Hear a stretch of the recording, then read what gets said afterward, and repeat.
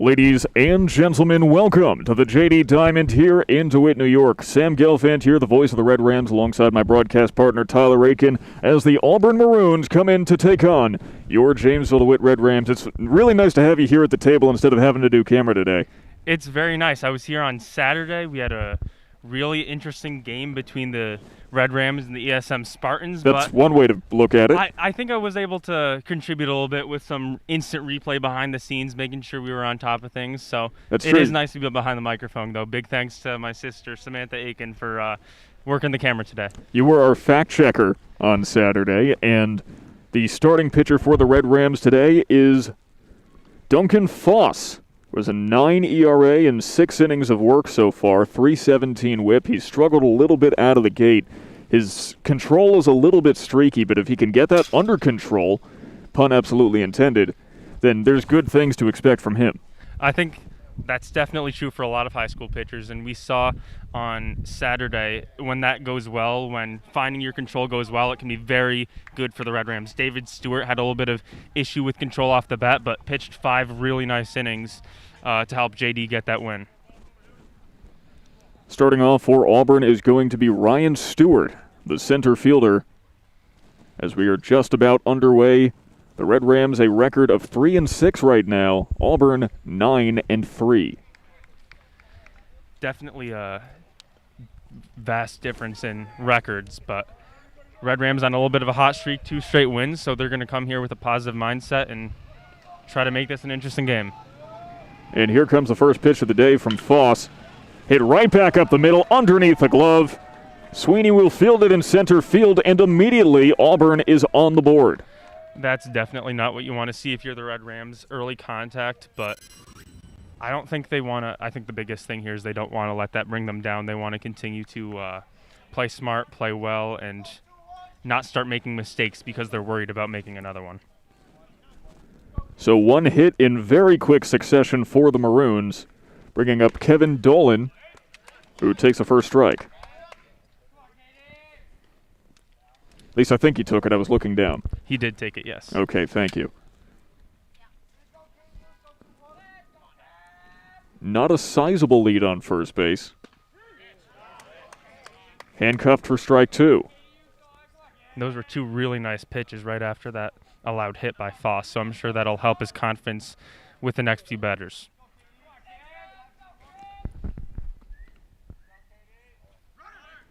Runner goes. Ball inside. Throw not in time. A little high and a little too late from Coe, but love that he immediately saw that the steal was coming and he threw it as soon as he could have. It was a little bit of a breaking ball, not easy to throw a runner out on a pitch of that speed. Contact back up the middle. This time Alexander charging in, throwing on the run, gets him. That was a fantastic play by Alexander, playing very aggressive, making sure that the ball rolling through the grass didn't take too much time getting to him. The runner does advance to third, but a great defensive effort by Matt Alexander. And that's the type of play that gets you recruited by schools like Bucknell, who will be very happy to have him next year. So with 1 out and a runner on third, first pitch in for a ball for Jason Irwin.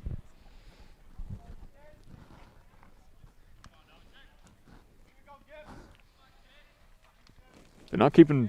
Oh, finally someone's keeping pitch count on the scoreboard out there. 1-1 now. Foss is doing a pretty good job of finding his spot early. The Maroons have been able to make a lot of contact with it early, so we'll see how that develops. The Maroons definitely a contact-hitting team. Another strike taken. The Maroons currently a team average of .366. However, not a single home run hit on the team yet. They do have 5 triples, though, on the season. Felled off left side. It also should be noted the Maroons have played 12 games this season, the Red Rams only 9. And that can come down to a multitude of reasons, from scheduling to the crazy COVID year, but 3 games is a pretty sizable amount, so. Struck him out! That was a great pitch there from Foss to force the strikeout. But yeah, as I was always saying, the Maroons have a little bit more experience, which can always play a factor, especially in high school. 2 outs and a runner on third now. And it's Ryan Burchard, the pitcher, who makes contact past Mitchell at second, goes into center. Sweeney bobbles it for a moment. 1 run scores. RBI single for the pitcher, helping himself early.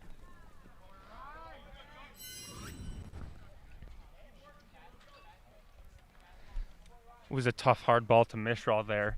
Very difficult to field, and I don't know what else to say. It was just a very difficult play, and not much else you can do there. You have to have reaction times like a cat, and Mitchell is not a cat, at least not to our knowledge. No, he's not, but he did hit 3 for 3 last game. That he did. He was certainly an apex predator against ESM, as that one is fouled off right side. Is there room? Tripping, no. That's a great hustle by David Stewart, running to get that ball. Yeah, take a look at it again. Stewart doing everything he could, coming in from first base. However, tripped and fell, uneven terrain in foul territory. Even if you think you don't have a chance, always want your players to run as hard as they can to try to get that last out. Working against the elements, essentially. Runner on first takes off. Swinging strike, but no throw from Coe, as he did not have a good line on it. Probably a smart decision there. Don't want to force the ball into the outfield and get another runner on third base. 0-2 count, runner on second, 2 outs. Here is the pitch from Foss. Inside for a ball. You know, you talk about framing from the catcher, but that was good framing from the hitter there, convincing the umpire that it was more inside than he would have liked.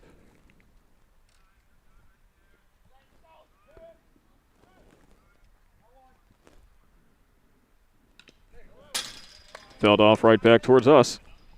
That's what the chain link's for. Don't worry, Tyler. You'll develop the instinct eventually to suppress the instinct to duck. I definitely flinched a little there. That ball came awfully close. It takes a few years, but it does happen. Don't worry. Runner takes off for third. Swing and a miss. Struck him out. That ends the top of the first. And that was a great inning by Foss with control. He did face a couple of hits, a little bit of contact, but he's putting the ball where he wants to, and as the game goes on, I think that'll serve him well. Duncan Foss gives up 2 hits but strikes out 2. Auburn on the board first, 1-0. We'll be right back with the bottom of the first right after this.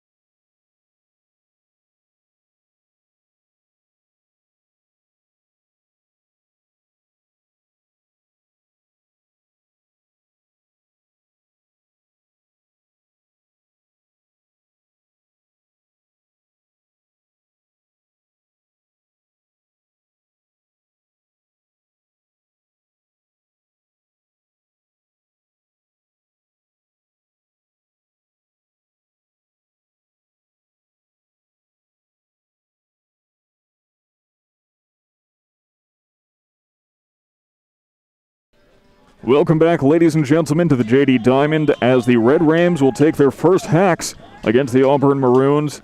And this could be a tough one as Ryan Burchard is on the mound for the Maroons, who throws between 91 and 94 miles an hour, according to our sources. It's some blazing pitching that the Rams are going to face, but if you go up there timid, it's only going to be worse. So they need to come in with some confidence here, knowing that if they hit it, it's going to go far. Well, no one should have more confidence coming up to bat than Matt Alexander, who has a .476 batting average right now. His on-base percentage, .686, but already you see Burchard grating some cheese. He throws fast, but sometimes inaccurate. Throws for a heck of a lot of walks, so that's something that could also help the Rams. Certainly a trade-off, but when you got a backdoor fastball just like that, there ain't much you can do but look at it.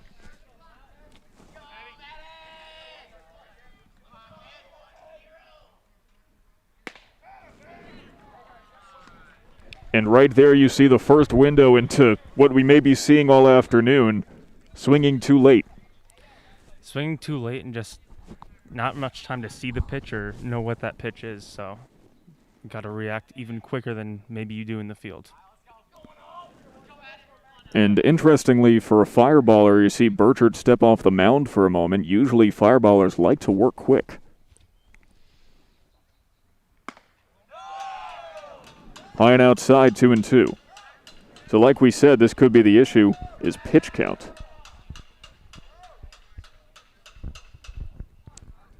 If he throws for a lot of walks, could benefit the Red Rams if they can get him out of there quickly. Alexander goes round, tried to hold off, but to no avail, 1 out. And that shows kind of the advantage of pitching fast when you don't have much time to read that pitch. Alexander didn't have time to pull back or even think about where that ball was because it was definitely way too high to be swinging at. He did his best, but let's see if Carter King can learn from his trials and tribulations. King with the second-best batting average on the team, .375, a .444 on-base percentage. As you watch the first pitch down for a strike. But here's the thing about Carter King. His slugging percentage, .813. Ridiculous. He hits the ball very far. He has 3.5 home runs on the year, as we'll call it here at JDTV. If you weren't with us last game, he hit a home run about 10 feet over the fence, but the umpire thought it bounced, so it was ruled a ground rule double. It was really annoying. It was just frustrating. There's no other way to put it. And if you're watching at home, that may have just put the fear of living into you. That's a 93-mile-an-hour fastball heading right to the camera. Exactly. Thank goodness for the chain link. Never thought I'd say that. Here's the 1-2. Inside, trying to paint the corners.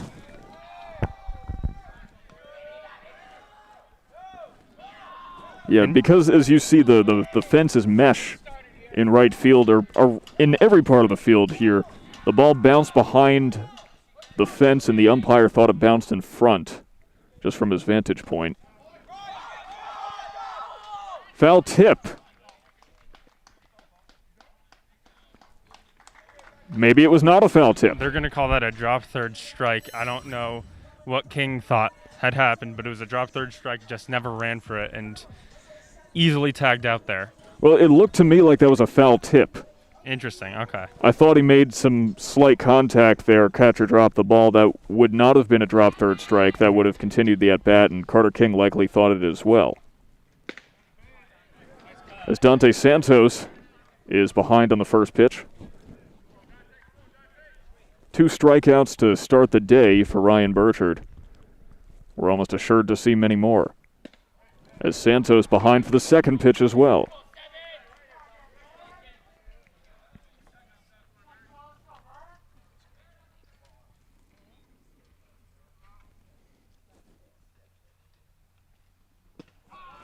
Three pitches, 3 strikes. Dante Santos retired, and Burchard strikes out the side. The Red Rams are flailing at shadows up at the plate as the first inning comes to the close. We'll be back with the second right after this. Sam Gelfand and Tyler Aitken for JDTV. Don't go anywhere.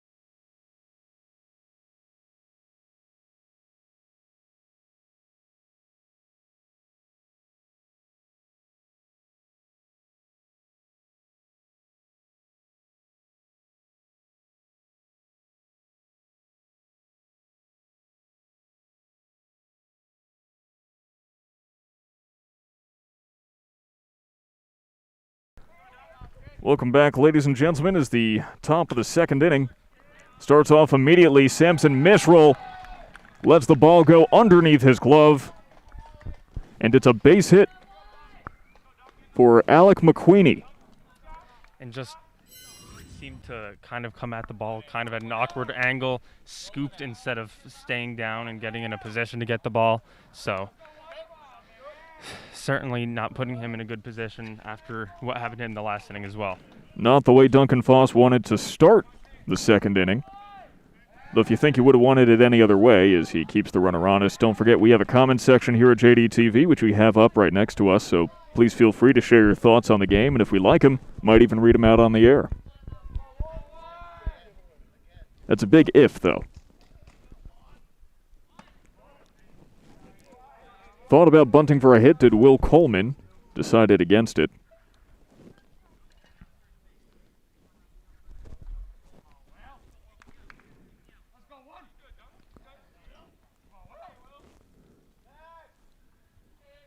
Coleman looks to be about, what would you say that is, 6'3", 6'4" out there? I'd say about 6'3", 6'4". He's certainly a tall, lanky fellow. Bit of a Richie Sexton action as that one is popped into center field, fielded by Sweeney, and one out is away. I mentioned this in the first inning, but Foss is definitely placing the ball well, and he's putting it in a position where the Maroons can hit it, but I think he's putting it in a spot where they're not hitting home runs. They're not having these amazing hits. They're putting the ball in play, and it puts the defense in a position where they can make a play on the ball and they can potentially get an out. Speaking of misplayed, ball gets away from the first baseman, runner advances to second. And those are the types of mistakes that the Red Rams can't afford to make. They just saw the pitching that they're going to be facing for the next several innings, and they can not allow too many runs when they're on defense here, because they're only going to have a certain amount of opportunities to really get a chance to score here. It's Zachary Mock, the catcher, who is up to bat right now. By the way, if anyone else besides me remembers Richie Sexton, please let us know in the comments. Milwaukee Brewers slugger.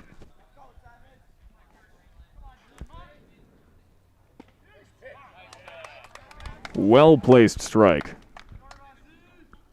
Little bit of late movement at the knees. Wondrous to see.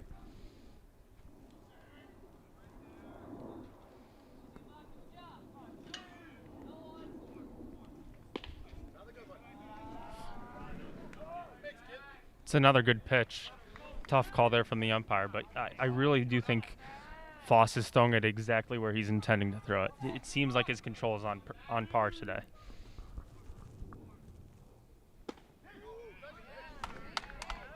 Another strike inside. Great to see Foss is not afraid to throw inside.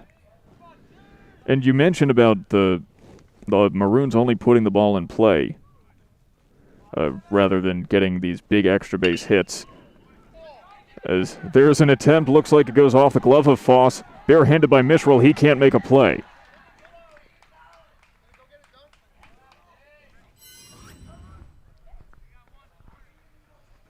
That's an unfortunate bounce there, and always an awkward position when the ball goes right back at the pitcher. But as you heard his dad say in the background, if you were at the game, you always got to go after it right when you see it on the ground. Pitcher is also a fielder. This is very true, as Lucas West, the right fielder, will step back, throw down, double steal attempt, goes home. They got him by a mile. And that was a great call there by whoever it was, the catcher, the play caller for the Rams, but they knew exactly what they were doing. Put Alexander right in front of second base and put him in a position to get an easy throw out at home. Well, usually that is the strategy with the double steal, and the Red Rams fully cognizant of that fact.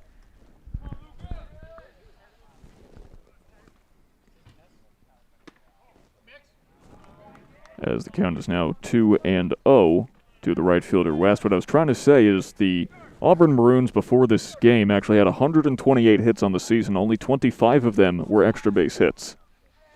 So they are very much a single base team playing a lot of small ball.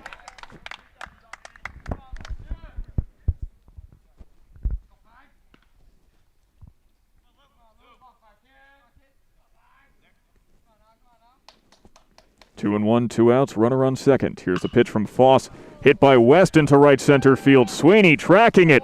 Dives and he makes the catch! What a catch by Sweeney! Take another look as he flashes the leather in right center field, going horizontal, Could have done both if he wanted to. That was such an impressive play by Sweeney. He tracked the ball perfectly and moved with great efficiency on a straight line exactly where the ball went. And that's exactly the type of play that the Red Rams needed going into the bottom of the second, Actually, let's look at it one more time just because we can. Matt Sweeney in center field, absolutely electric. And we'll see if the Red Rams can live up to the hype of that play in the bottom of the second inning. We'll be right back after this.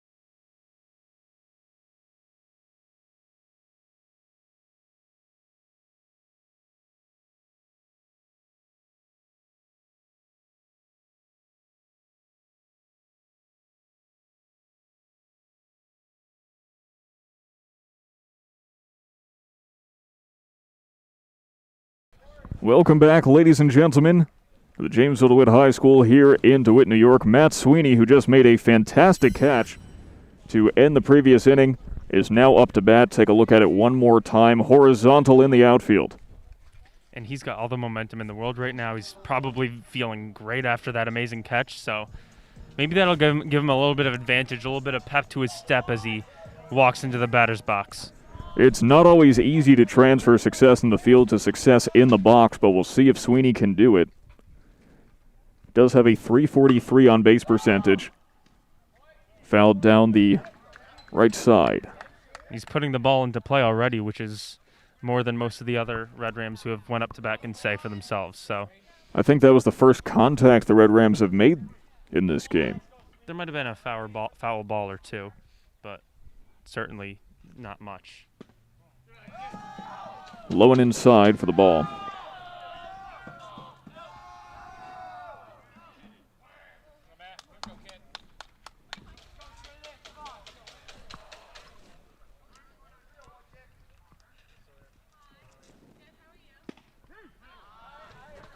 Not much more you can do besides look at a pitch like that. Yeah, I mean, you can get your motion going a little bit earlier. You can do some things to address it, but at the end of the day, a hot ball is a hot ball. Sweeney fouls it off, keeps the count 1-2. He's showing some fight here. I wouldn't be surprised if he puts the ball into play on this next pitch. We'll see what happens, though. Okay, Tony Romo.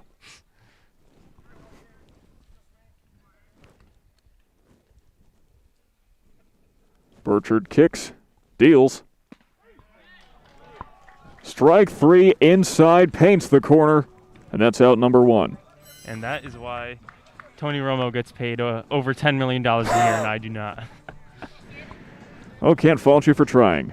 I did like the aggressiveness early in the at-bat, though. He put the ball in the plate twice, which, I mean, against a pitcher like this, it's showing he's not afraid to swing the bat. Now here's Samson Mitchell, who had the game of his life on Saturday, 3 for 3, including an RBI.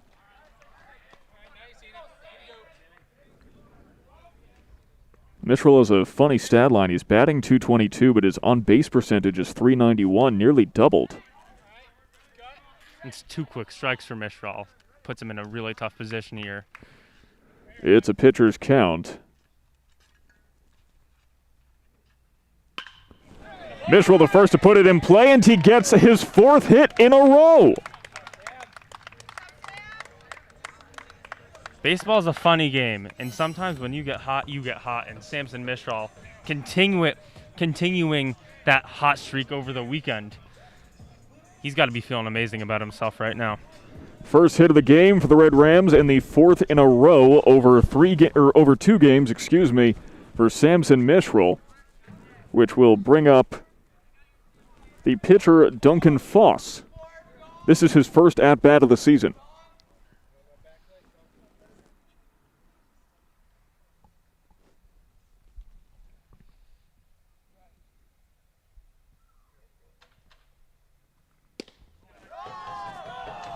Watches it down and out.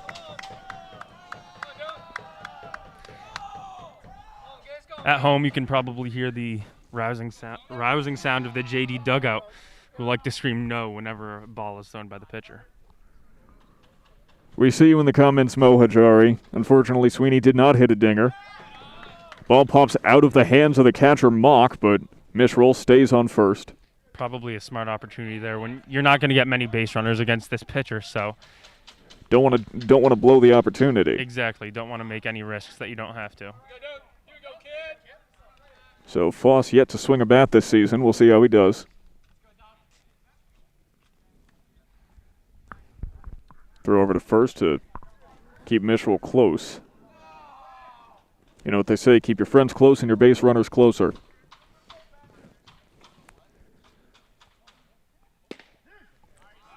The 2-0, strike right down the middle. You know, usually you're told take that first strike, get a feel for the pitcher, but you're not going to get many opportunities against a pitcher like Burchard. Do you think that's still a strategy to employ? No, I think if you see a strike on this guy, you try to hit it as much as you can. Your success rate's already going to be lower based on how fast he pitches, so want to take every opportunity you get. Mitchell had to go back to first. It dribbles into the outfield, but like we were saying, not going to take the chance and run to second there. Exactly. With the potential for a walk here, he could be in scoring position anyway. Next pitch, so does not want to get thrown out. 3-1 here for Duncan Foss.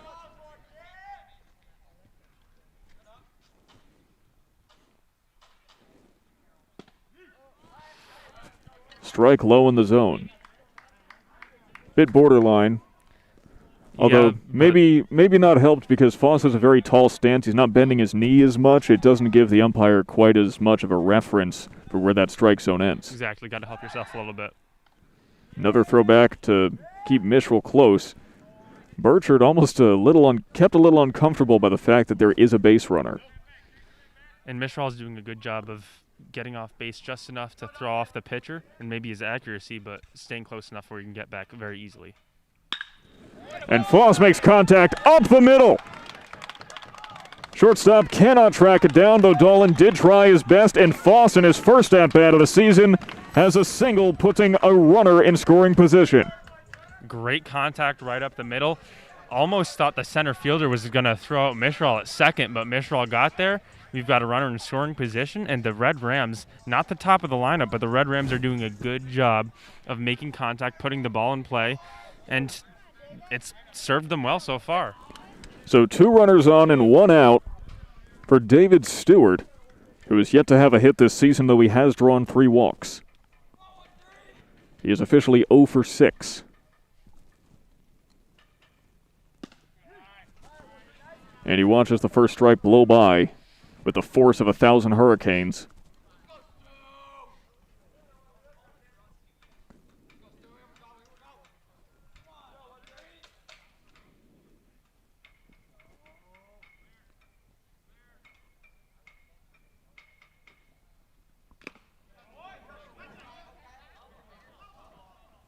Gets a tip, though. Seems to be some confusion as to whether or not that was a foul ball or not.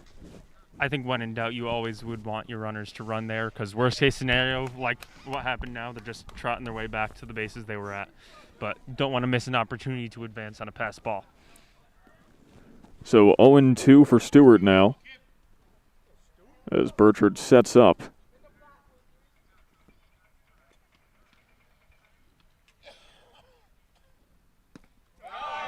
Gets past the catcher. Mock all the way to the backstop. Runners advance. You were right. And they kept running. They kept that same intensity, and now we've got 2 runners in scoring position for the Rams. They really can't mess up this opportunity in this inning. I know it's just the second, but I don't know when they're going to be able to see 2 runners in scoring position against a pitcher like this again in this game, so they want to take advantage as much as they can. And you might have seen on the instant replay there, Burchard looking at the runner on second as he starts his windup. Coaches tell you never do that. Never take your eye off the batter when you're throwing. Though a strikeout there for Stewart. And they get Mitchell at third. Strike him out, throw him out, double play, taking Mitchell at third by surprise.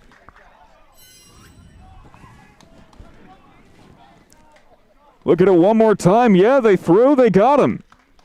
Mitchell caught snoozing on third, and that is the end of the second inning. And that's difficult. Great heads-up play by the catcher, making a good throw down to third, accurate, and saw that Mitchell was running back a little bit slow to third base and completely erasing all the momentum the Red Rams have. They are going to be very disappointed dropping a very good opportunity to score like they just had. 2 games in a row we've seen bizarre double plays. We saw the 9-3 put-out double play on Saturday, and now we get to strike him out, throw him out at third. So we'll be back with the top of the third right after this.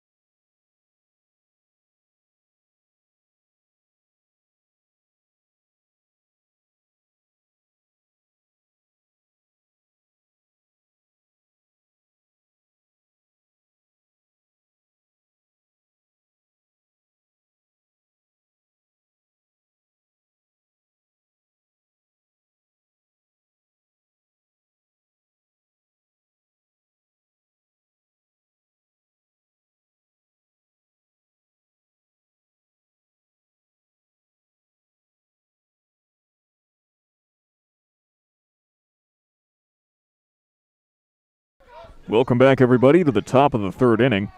Red Rams wasted a big opportunity in the bottom of the second, and Duncan Foss throws a ball for the first pitch of the third.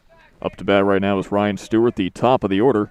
He singled and eventually came home his first time up.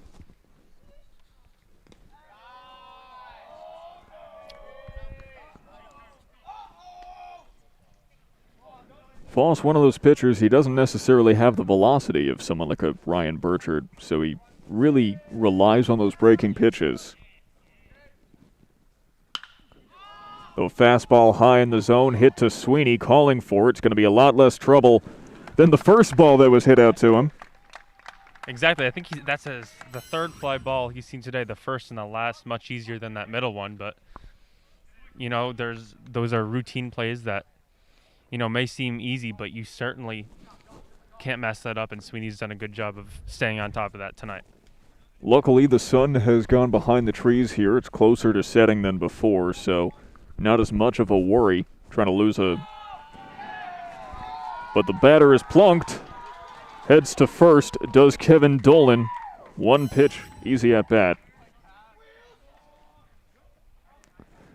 Well, not easy on the body, but at least in terms of hitting. Exactly, yeah. I know when I used to play baseball, I never wanted to get hit, but afterwards, after I was standing on first base, I was always happy to be at first base, not have to worry about striking out. Well, that's why they call it taking one for the team. Runner goes, Coe pops up, throw to Alexander. Is it in time? No. I think the throw was on time there, just a little bit too far to the left.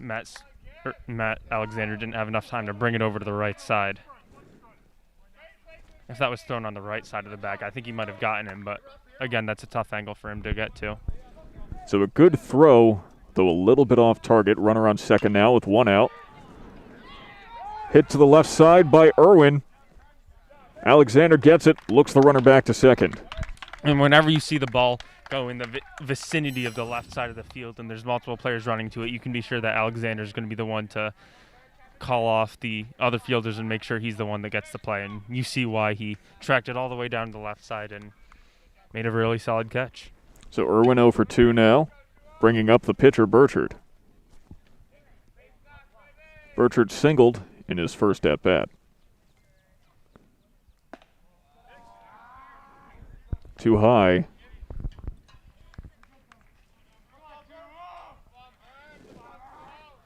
Burchard throws righty, bats lefty. And a slight bit of Gary Sheffield action in the batting stance.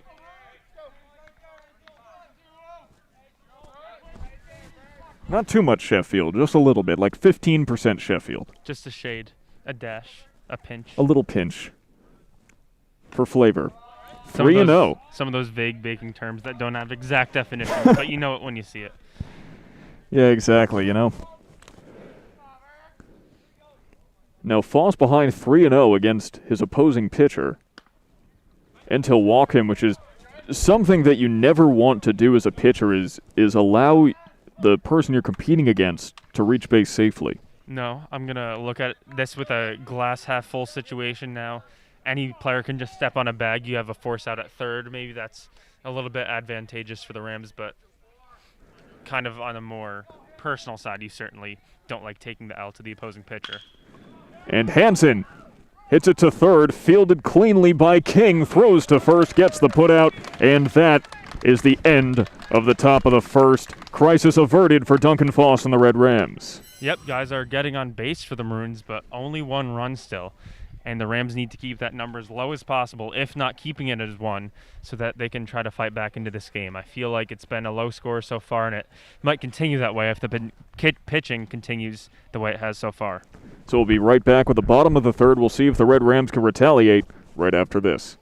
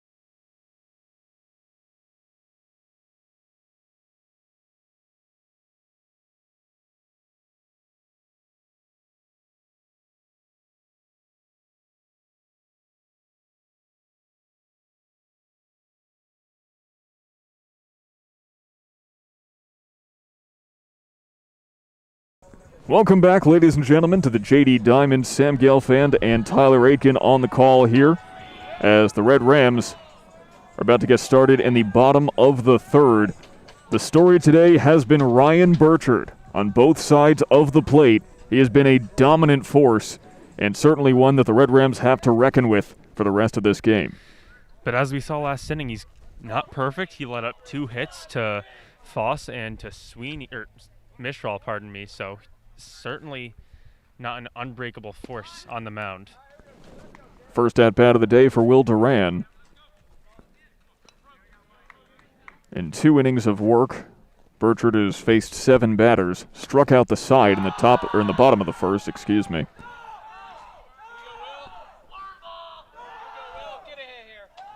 The Red Rams bench, one of the loudest in Section 3, and a point of great personal pride. And as someone who played Little League with a lot of these guys for the Rams, I can say they've certainly toned it down since their younger days. It could be a lot worse. Mellowed out with age. Another ball taken by Will Duran, making it 3-1. Interesting question in the comments. Matt Sweeney, young Andrew McCutcheon. It's an interesting comparison, but the way he's been playing in center field tonight, I think there's some validity to it. Might need a little bit more pop to be an accurate McCutcheon comparison, but Will Duran will take his base. The first walk of the day for the Red Rams. And part jokingly, before the game, I was talking about the strategy behind putting Duran in as the DH, but having a smaller strike zone certainly helps against a pitcher who's been having some control issues today. No, anyone who played backyard baseball and had Pablo Sanchez on their team or played against them would know. Small strike zone makes a big difference. And now it's the first at-bat of the day for Aaron Coe, who went 2 for 3 last game. Tries to bunt for a hit, but it's foul.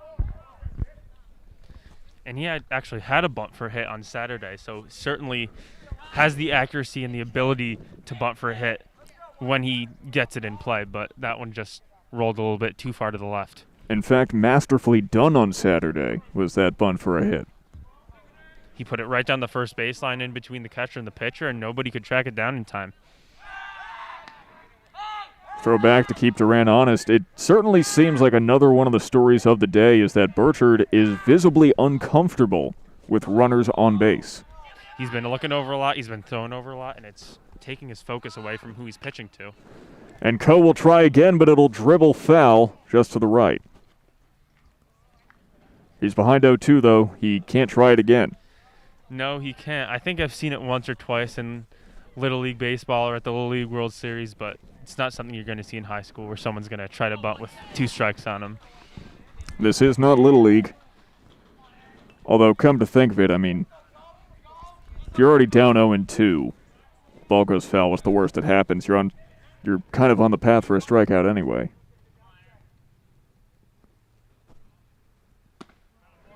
Swings and misses. Runner caught snoozing momentarily on first, but Duran is not called out, unlike Samson Mitchell at the end of the last inning.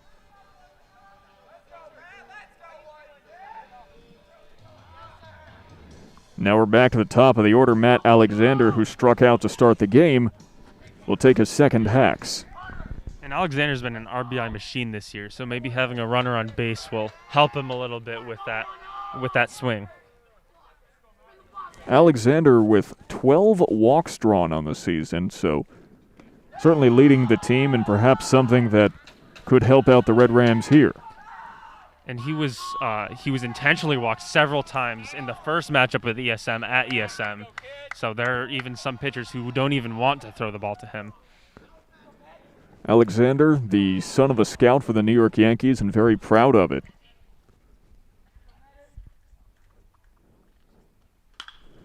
As Alexander gets a big piece of it, but it's well foul off the roof of the equipment shed, rolling off back to the dirt.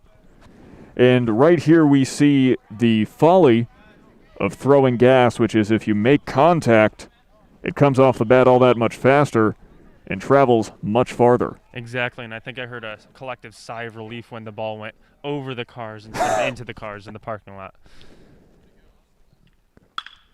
And Alexander puts it in play past a leaping Coleman into left field, and Alexander has the second hit of the day for the Red Rams. I believe that might have been the third hit, actually. I might have done You're right, math it is wrong. third. I didn't, because I can't do math, as we all know. Well, what's important is that the Rams yet again have a runner in scoring position with only 1 out, and they've got Matt Alexander on first base to boot. And it's Carter King, the arguably best, at least certainly best power hitter on the team, arguably best hitter overall, but I might say that goes to Alexander. I would tend to agree with that. We'll give Alexander the best hitter on the team. and King best power hitter on the team. I think that's probably a pretty fair matchup, which makes it interesting because he's batting second in the lineup. Usually you see someone like King in the 3 or 4 hole, but interesting strategy from head coach Ryan Dira. If only we had a total bases metric here to really be able to tell. Quickly behind in the count, 0-2 though.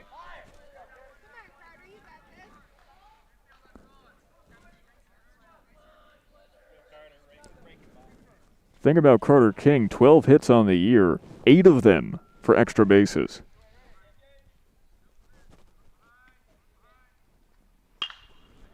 Makes contact, nearly takes off the coach's foot. You saw just how hard that ball came off the bat, rocketed pretty fast into foul territory. If he can just straighten that out, he'll be looking golden. Well, if a pitcher is throwing over 90 miles an hour, that means coming off of the bat, the ball could easily be going 100, 105. I'm no physicist, but I know baseball. And Carter King calls for time and gets it. Great way to disrupt the momentum. I know you're no physicist, but there's some players on this team who just finished taking their AP Physics exam a few hours ago. Oh, wow. So they'd probably do a better job with the calculations there. And talk about dedication. If after I took an AP exam, I wasn't doing nothing for the rest of the day. Over King's head, back to the backstop. And the runners will take second and third, as Mock slid into the backstop right in front of us. And props to him for the hustle, throwing his hat off and sliding all the way into the fence. He wanted to make sure that Doran couldn't turn around and get into home base there. So it's 1-2 with 1 out, and now 2 runners in scoring position. Sacrifice fly to right field could bring in a lot. And it's Burchard messing up the momentum, going with a curveball. And when you throw a heater like he does, it doesn't take much of a breaking ball to completely throw off the vision of a batter. Not at all, although there was certainly a slight difference in the arm movement, but it's so impossible as a hitter as Santos swings and whiffs for the 4th time in a row. Struck out on 3 straight pitches, first time he faced Burchard, and really no one can blame him.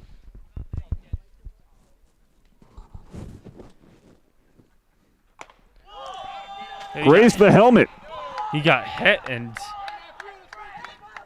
very lucky that went as high as it did, or else we might see another situation as we saw on Saturday with someone hitting the nose or the face. Exactly what I was thinking. That was a crisis averted. And the way Burchard throws, that would not have been a fun hit to the face. No, we saw Jack Harrington of ESM on Saturday take a ball across the bridge of the nose, and play was stopped for about 10 minutes to clean up the blood. That was unfortunate, but we're all thankful that he's okay. But now, bases loaded, 2 outs, down by 1. And it's low and away for Matt Sweeney, who's already been a hero in the field. Can he be a hero at the bat? We've already seen Burchard's uncomfortable with people on base. He's got 3 of them. He just hit a batter, so everything is working against him here momentum-wise, except for the fact that there's 2 outs. And Auburn is, of course, up a run.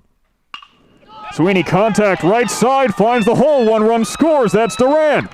Coming around is Alexander. The throw off target. Runner goes to third. He's safe. And that is exactly what the Red Rams needed. Matt Sweeney puts it in play into right field, and Alexander did a good job beating out that throw, running fast. 2 runs for the Rams. A 2 RBI single for Matt Sweeney, who is the hero of the day so far.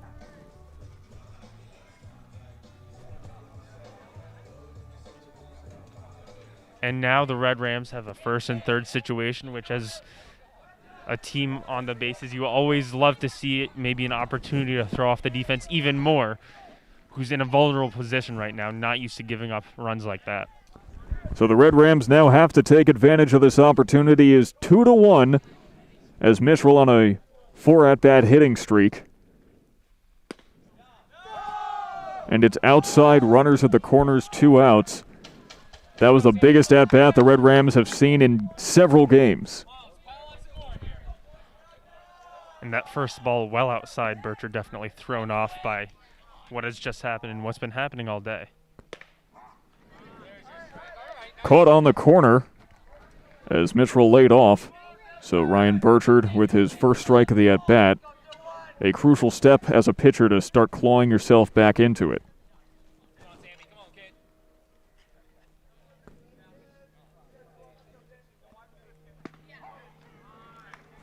Another breaking ball. It's 1-2.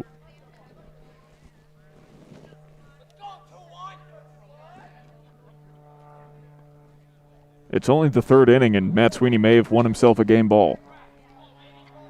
May have won a game ball, but there's, as you said, there's a lot of game left to play, a lot of opportunities for the Maroons to take the lead back, JD to take the lead back in potentially dramatic fashion. So runner goes, strike three. Mitchell not happy about it, thought it was on the corner, but that'll end a big third inning for the Red Rams. And that ends Mistral,'s 4 at-bat streak of hits, and pretty unfortunate, saw it on the fairly outside corner there, so he's not happy with the call, but Dare's probably telling him right now, when you have 2 strikes, you got to be ready to swing at stuff that's a little bit close. So the Red Rams take the lead 2-1 against the 9-3 Auburn Maroons. We'll be right back to see how things fare in the fourth. Thank you so very much for joining us on JD TV.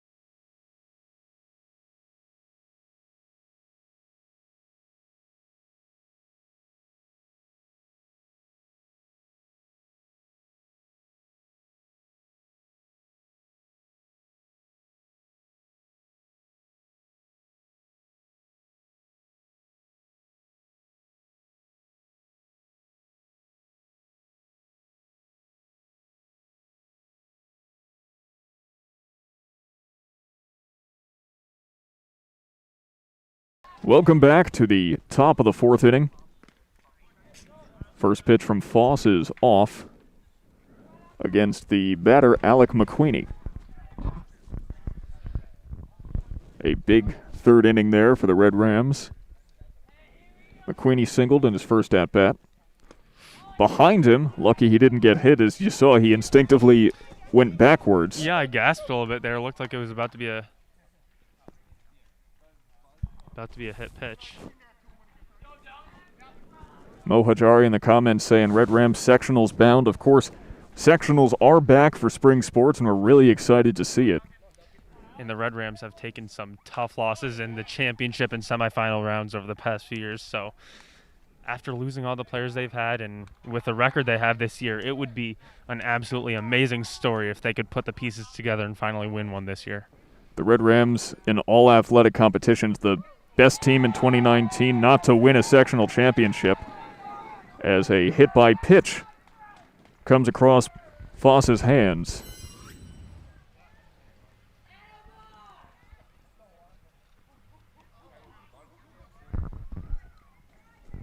So a runner on first now for Will Coleman, Alec McQueenie taking first base, and a mound visit, from Coach Dira.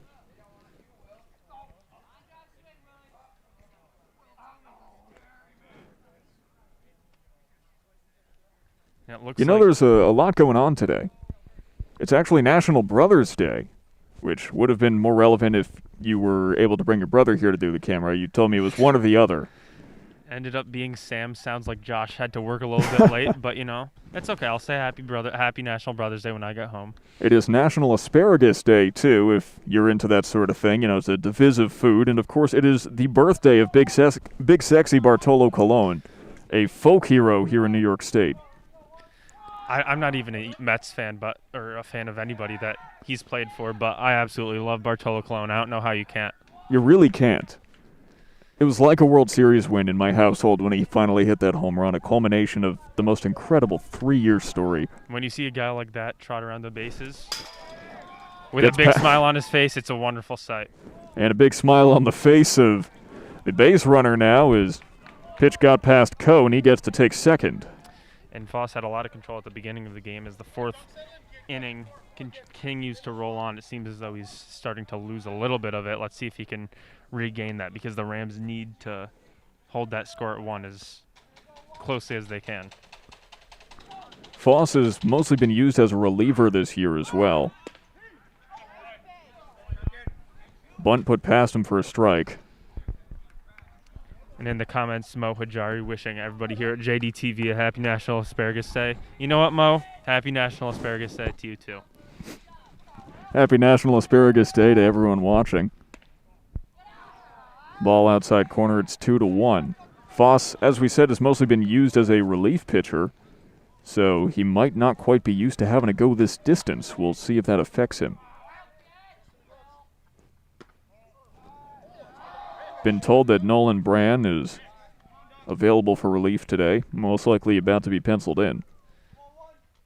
And that'll be good. He was having some arm issues early in the year, was forced to play first base, so I'm sure he'll be ecstatic to get back on the mound.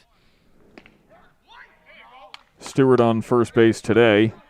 Thought that was ball 4. It was strike 2.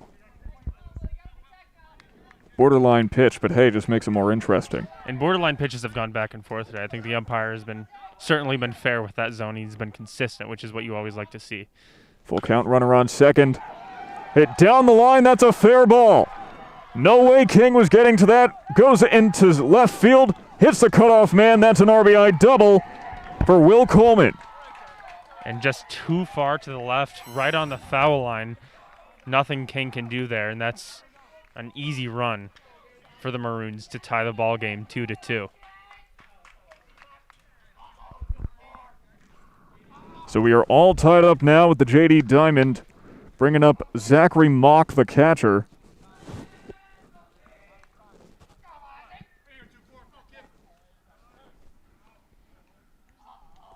And now this could be the breaking point, as there's a ball, as we've seen from Foss's previous relief appearances here at home. Usually once the first run crosses the plate, it does shake him a little bit. That's pretty normal with a lot of high school pitchers. It's just so hard to hold on to momentum. So we'll see if he's learned from his previous outings. He's not out of it yet, just threw a really nice pitch there, so just about maintaining as much control as he can over that pitch location. Runner goes. Pitch in the dirt, Coe can't throw. Couldn't throw, but did a really solid job of blocking that ball there. Potentially a run, as the base runner had a big lead on that. Aaron Coe, the freshman, has been very proficient at blocking so far this season.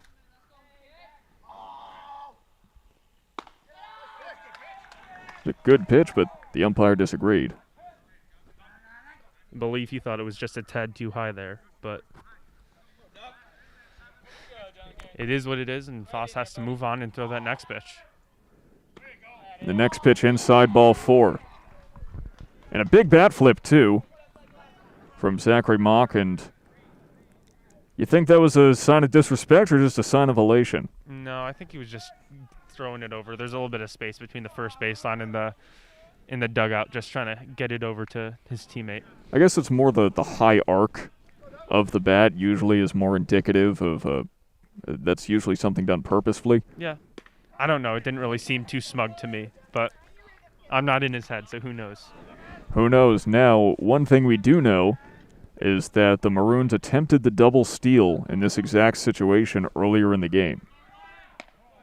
And the runner goes, Alexander over. This time, there will not be an attempt to send it home. Yeah, the Maroons learned from their mistake earlier in the game, getting thrown out at home by Alexander. So they took the base there, and I think they'll be happy with getting another runner in scoring position. 1-1 count, 2 Rispies. And if you look at where the fielders are located on the infield, they're all right on that upper grass line. It seems as though they might be throwing home if there is an infield ball. They don't want any runs no matter what. The Red Rams playing in. It's also deep into the lineup. There's a chopper down the left field line, tracked down by the third base coach. And usually sometimes you'd see if they were winning, you'd see maybe they'll allow one run and throw it over to first base to get the guaranteed out, but they're all about preventing runs here. This is Lucas West, the right fielder, and the number 9 batter. So typically you'd be playing in a situation like this anyway.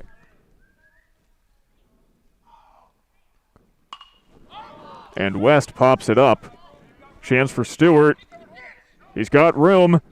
Runner looked back to third, preventing any further damage. And the Red Rams got very lucky there. Poe did a good job going over to try to track the ball, but Duncan didn't come to home plate, so there was absolutely nobody there.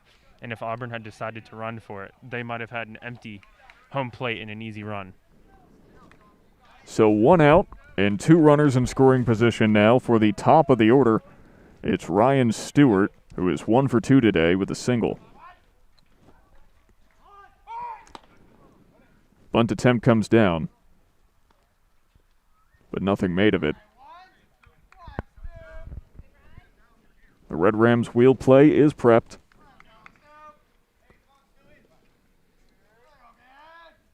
Of course, you have to imagine the Red Rams in a situation like that are going to go home with the ball. They'd rather have a runner on first than allow a tie-breaking run. Exactly, yeah. Especially in a game where runs might be hard to come by. Runs certainly have been hard to come by so far. Auburn Maroons, a team average of a .417 ERA this season. Into the gap, center field. That run comes home anyway. A second one is being held up. Runner kept off of the bag, but the ball gets away from him. Run comes home. It is 4-2. And that's a tough play. It seemed as though Dare was calling for them to throw the ball to first base, and seemed as though that maybe the base runner knocked that ball out and allows for an extra run. Instead of 3-2, it's now 4-2. The worst case scenario for the Red Rams. A comebacker into the gap. A runner count snoozing at first. Errant throw, and 2 runs come across. You still have the replay of that because it might have been an errant throw, but it almost looks like maybe the base runner kicked it out. It seemed as though he had his glove. Stewart had his glove on the ball at one point. Runner went, but failed off left side.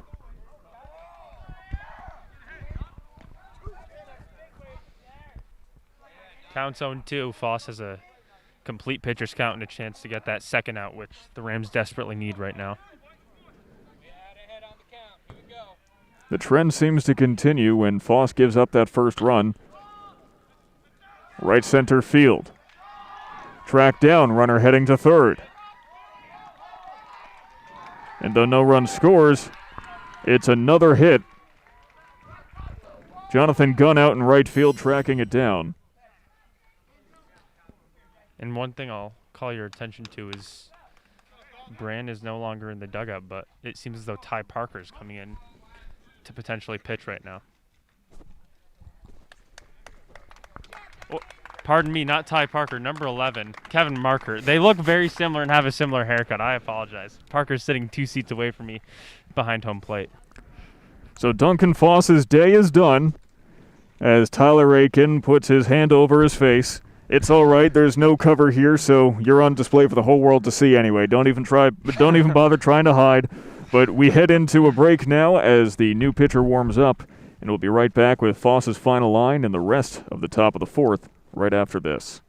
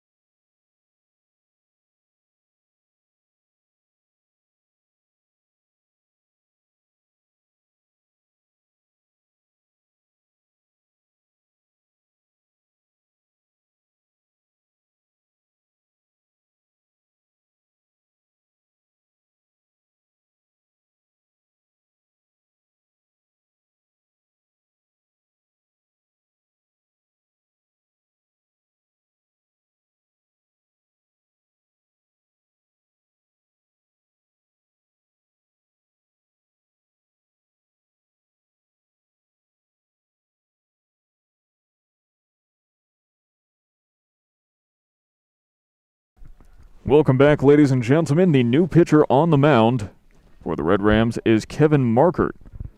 In 4 1/3 innings pitched, he has a 6.23 ERA this season, 5 walks, 3 strikeouts. Allowed 6 runs, but only 3 of them were earned.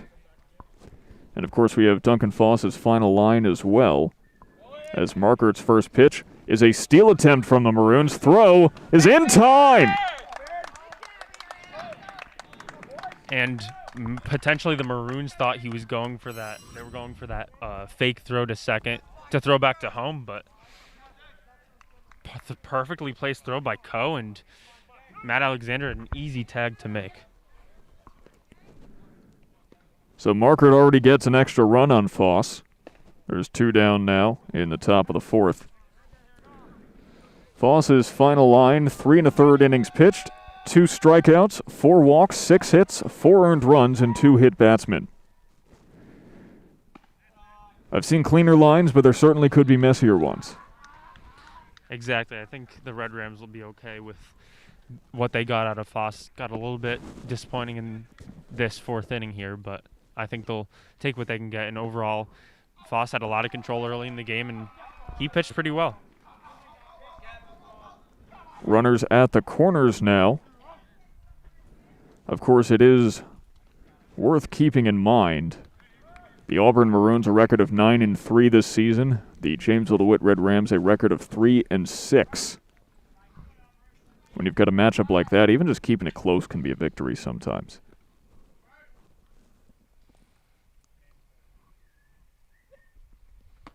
And the Maroons also coming from a fairly larger school. I don't have the numbers right in front of me, but Auburn's definitely a bigger district than JD, which, you know, as always, impacts what class you're in and impacts how many players you have to draw from. Now Ryan Burchard, the pitcher, up to bat. He is 1 for 1 with a single and a walk. Markert finally has a pitch in the zone.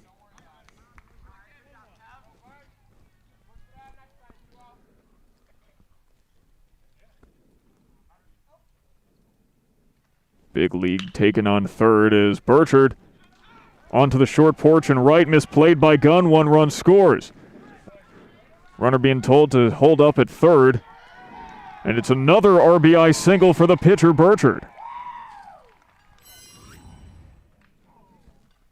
It was a solid hit. Fumbled a little bit by Gunn in right field. Maybe they would have had a chance to get out a runner at third or coming back to first base, but at the end of the day, someone needs to step up for the Rams and stop the bleeding. And Jake Hansen will be the 9th batter of the inning.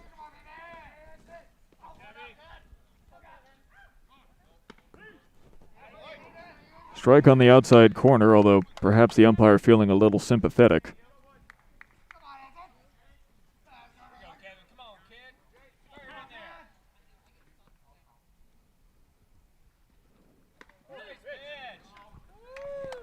Breaking ball. Now it's 0-2.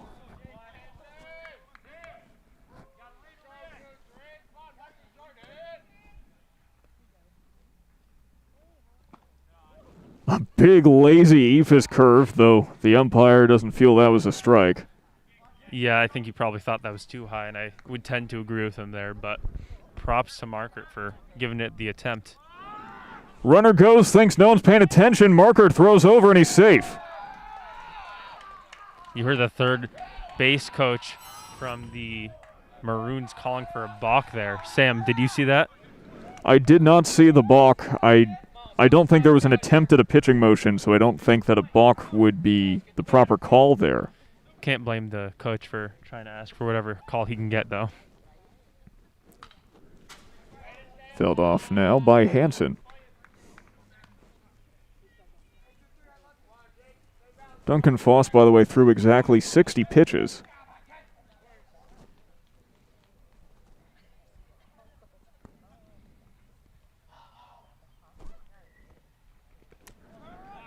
Reaching strikeout, Coe. Throws to first, prevents the pass ball, and that is the end of the top of the 4th. A messy half inning for the Red Rams. Allowing 4 runs, going from a 1-run lead to a 3-run deficit. Certainly not what the Red Rams want, but they've got 4 innings of batting to get back into this. So that's what they'll be trying to do when we come back in the bottom of the 4th. All right, you heard it here first. Don't go anywhere as the Red Rams are poised for a comeback. We hope.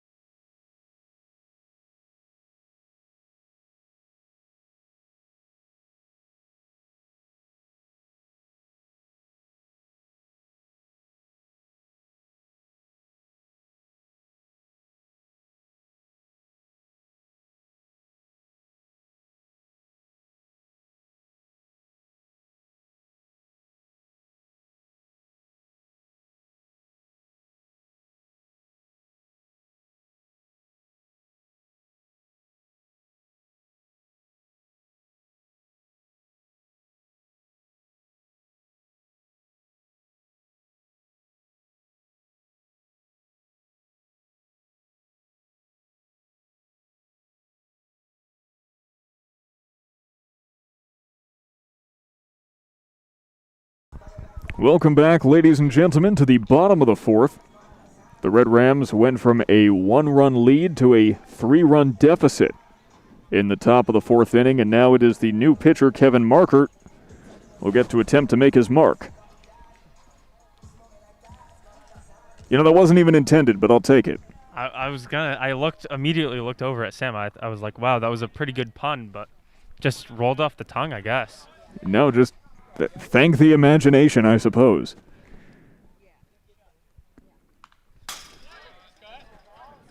Ball goes directly at the camera. No, if that first pitch didn't put the fear of God in you earlier in this game, then that certainly did. There have been a few coming right at my face. I don't know what these JD hitters have against me, but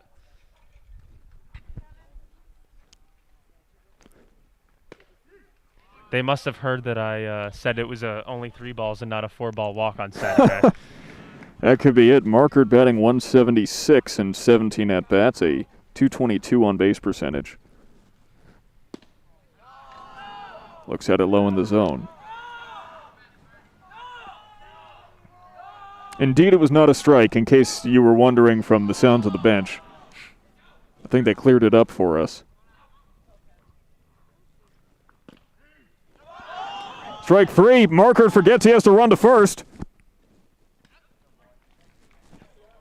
So they'll get the strikeout, and Markert might get chastised on his way back to the bench. And that's the second time that's happened from the Rams today. First time with King, second time with Markert. And those little mental mistakes where you have a little opportunity to potentially gain an advantage where you wouldn't originally have one are really killer for the Rams, especially when they're down 3 runs now.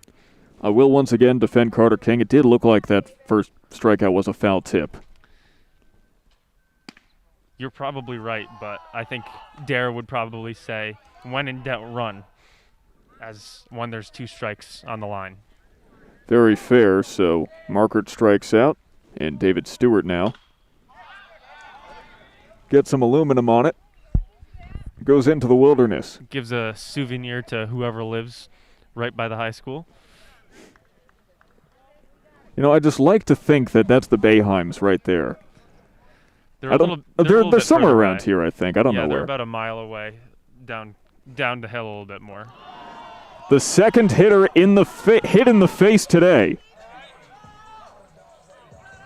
He took it like a champ, though. Straight face, ran right down to first base.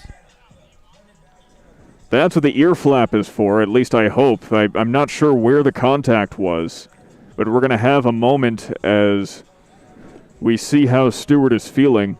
Got to make sure there's no concussion protocol, make sure there's no injuries, and Stewart is going to be taken Perhaps no, he's just going to talk to Coach Dara. Might have been hit in the throat. They're going to call in, at the very least, a pinch runner, it seems. Or they're calling over the trainer. That might be what the motion was for. Just as a precautionary measure, after we saw what happened to Harrington for ESM on Saturday, I mean, Stewart looks to be more or less okay, which is the good news. We'll see it again here. Yeah, that came right for him, and it hopefully caught some of the ear flap as the trainer is now coming out. But, I mean, like, you saw Stewart immediately toss his bat and started jogging over to first base. He seems okay from all accounts, but love the fact that they're going to double-check to make sure. Always want to be better safe than sorry. It's always good to take the precautionary measure, because if they don't and something is wrong, that'd be worse. Although the way he's motioning, it may have actually caught him on the shoulder, perhaps the collarbone, just a little bit lower than it may have looked like, which would be a relief.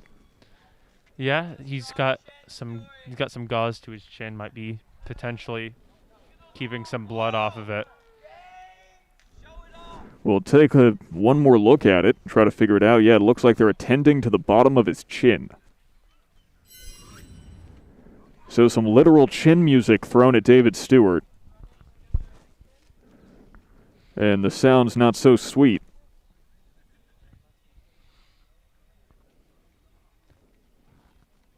Hopefully he'll be able to eat solid food by tonight. Give him some sunflower seeds in the dugout.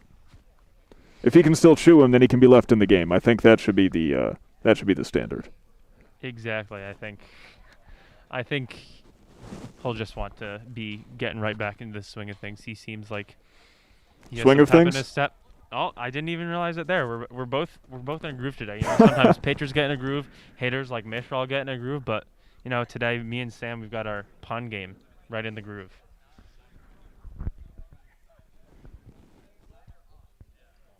So based on the motions from Coach Dara, I would think they're going to have a pinch runner as a precaution. Usually you exit the game, you're not allowed back in, but there's always – no, they're calling for the trainer again. There's always a chance, though, with an injury as a precautionary measure like this, that the umpires may allow a player to be reinserted into the game later. It's kind of up to the umpire's discretion. Exactly, and I think in a situation like this, they'll be pretty generous to whoever has to be taken out. In this case, it would be Stewart. And Stewart of the Red Rams has now become the Crimson Chin, it seems.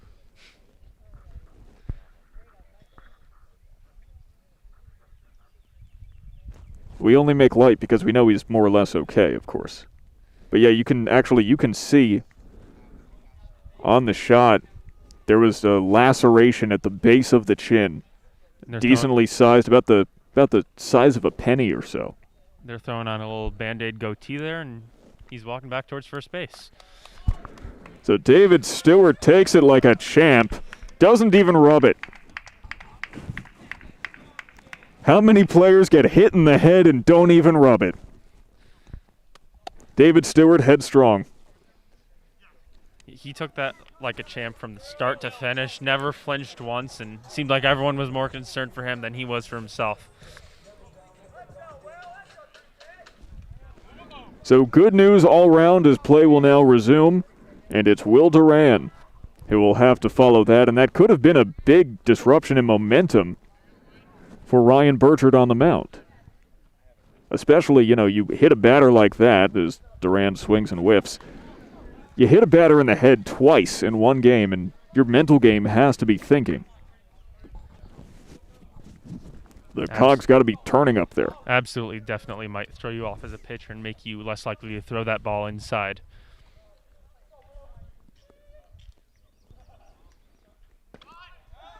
Bunch run back. Stewart thinking about going. There was no tag, so he's safe.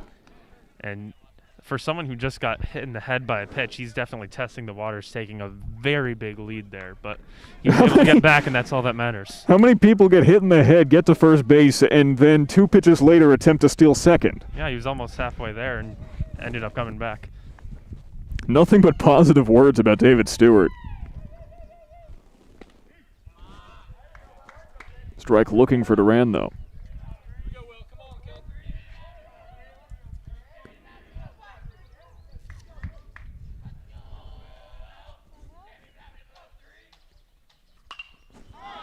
Durant fouls it off. You know, you hear it said sometimes with a game like this, you just got to grit your teeth and take it on the chin, and I don't think that's what Stewart was expecting when he came to the ballpark today. I don't think so, but I'm certain he's happy to be standing on first base, okay, and could have gone a lot worse. Yeah, it's a situation where you got to keep your chin up.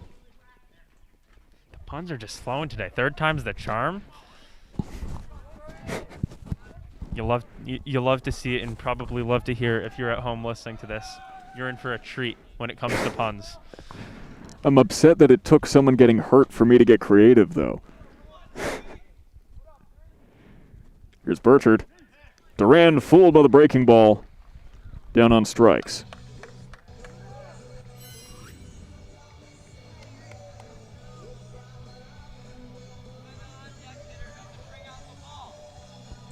And we've got the bunt master, Aaron Coe, coming up to bat, but with 2 outs, probably unlikely you'll see a bunt here, right, Sam?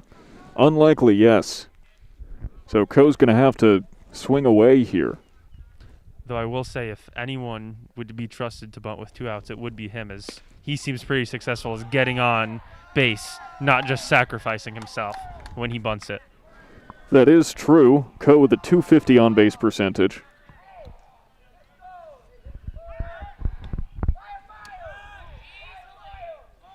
Stewart's safe. And he's sliding head first, too, by the way, showing no fear. Nose to the ground. Got to keep his nose to the grindstone out there. Coe holds off, but it clips the corner. The wind picking up a little bit here in DeWitt, which is always a factor in every single sport we play here. Syracuse pretty much rivals Chicago as the Windy City.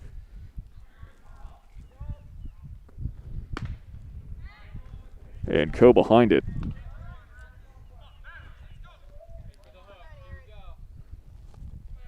Burchard has shown a tendency to like to use the top half of the strike zone. He has. He really likes throwing that high cheese, but the Rams have been biting it, so he has no reason to change. And Stewart takes off for second. He'll take it on the wild pitch. Although I like that cheese biting it. That was good. And I had originally thought that it hit Coe in the foot, but it seems as though he jumped right over it. So he'll be continuing to swing here, and maybe a chance for a run as David Stewart takes his spot in scoring position. Well, now it's Deuces wild, 2-2 count, 2 outs, runner on second. For Aaron Coe, the first-year student. Tried to hold off, but the curveball fools him, and that is the end of the fourth. The Red Rams have a scare. It's all right. They advance. It's all right. It's not all right. And we head to the fifth now with the score being 5-2. The Red Rams have some ground to make up for. And it seems as though David Stewart might be more scared by that 3-run deficit than he is by any ball headed towards his head. So they'll be fighting to keep that lead and then shorten it in this fifth inning. I hope they took that ball out of play and let him take it home later today. Anyway, we'll be right back with the fifth inning right after this on JDTV. Thank you so much for joining us.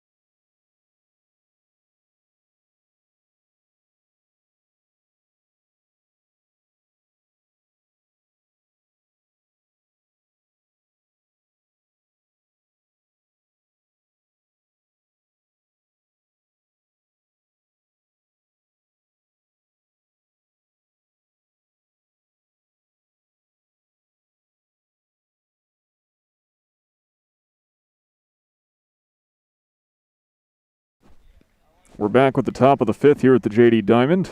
Kevin Markert still on the mound for the Red Rams as he has to prevent a further deficit from growing against the Auburn Maroons. He's got a tall task laid out for him, but should have all the confidence in the world that he can succeed, because there's no way to succeed as a pitcher if you're not coming in feeling like you're hot stuff. McQueenie the batter, the quality of that pun, by the way, depends on how tall Markert is. I don't actually know. Seems like a pretty tall guy. I'd say he's like 6 foot, 6'1". We're getting nods from Ty Parker, our in-studio player expert. It's generous to call this a studio. Is that a yellow jacket right by us? Yep, that's a yellow jacket. Congregating around the camera now. And Tyler is very still. I do have a fluorescent yellow shirt on, so that might be contributing to the attraction from the bee. Yeah, so if... Is that SU's safety alert that's going off right now? SU safety alert. Am I the only one who just heard that air raid siren? I believe that's just a fire department siren. Because that's what SU's Syracuse University's safety alert on campus. They actually have an air raid siren that they play on campus to tell people when it's dangerous and whatnot. Yeah, there it is again. Yeah, around here we just call that usually a fire truck or a police car. I believe that's a. That sounds like it's going too long to be a fire truck. So it's probably actually the fire department. The DeWitt one isn't too far away. It just sounds very similar to that. But hopefully everything is all right.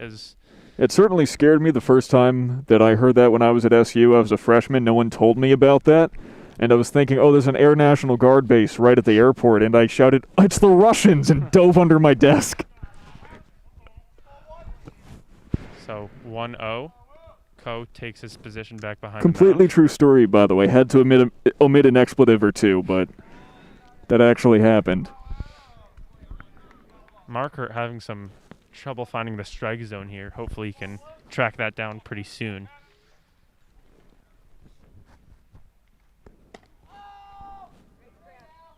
Well, we'll have to start after that pitch.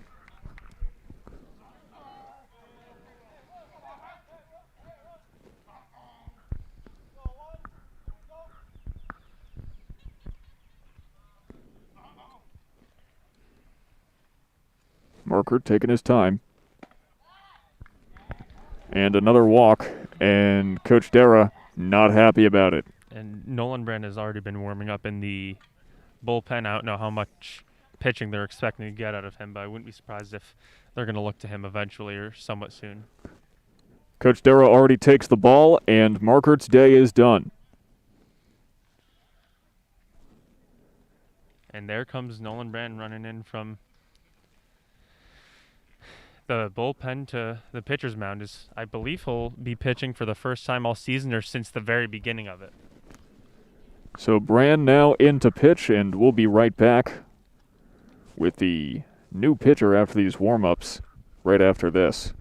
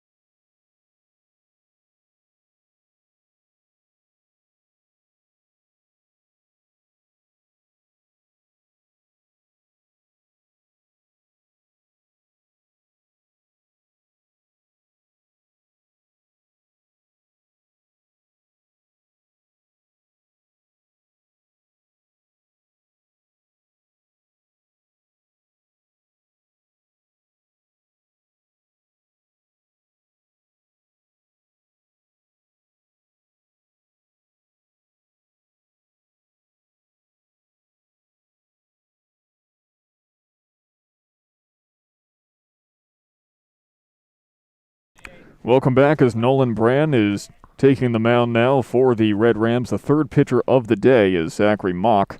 Step up to bat after Coleman walks. And Mock takes one inside, avoiding becoming yet another hit batsman. The Red Rams have not had an easy go of it the past couple innings. No, but they're staying close in this game. 3 runs is 1 hit away in the right situation from getting back in this game. So right now they're trying desperately to hold on to that lead and get out of this inning. But they've got 3 outs to go and 2 runners on base. Not an easy task. And Mock hit nearly again. Both of these teams last played Saturday. JD won 7-1 against the East Syracuse Manoa Spartans. Auburn won 5-0. 4-pitch walk to load the bases. And not how Brand wanted to make his season debut. No, it's not, but...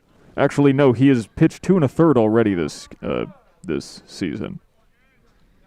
In 2 1/3, he has allowed 4 runs, 3 walks and a strikeout. That was his 4th walk this season. 5 straight balls now for Brand. Ball just seems to be sitting a little high here. Just needs to pull it down a little bit, and he'll be right in the strike zone. So Lucas West, the batter. 6 straight balls. Kevin Markert's final line. 1 2/3 innings pitched, a strikeout, 4 walks, and 3 hits. Not the most pleasant day at the ballpark. And the streak of balls is snapped at 6.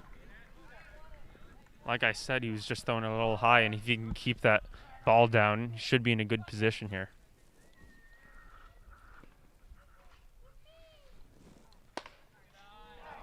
Couldn't do it there, though.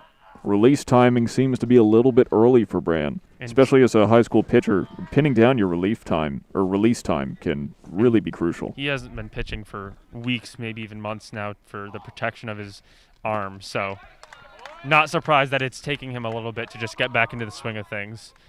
Maybe a little bit rusty, hasn't been on the mound for a while. Totally expected, as there's a full count now. Bases loaded, no outs. Brand fires inside. A run is walked home.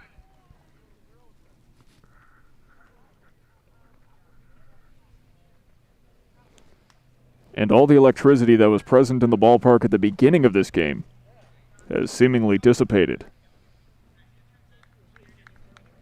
Co went up to the mound, talked to Brand real quick, give him a little bit of a pep talk.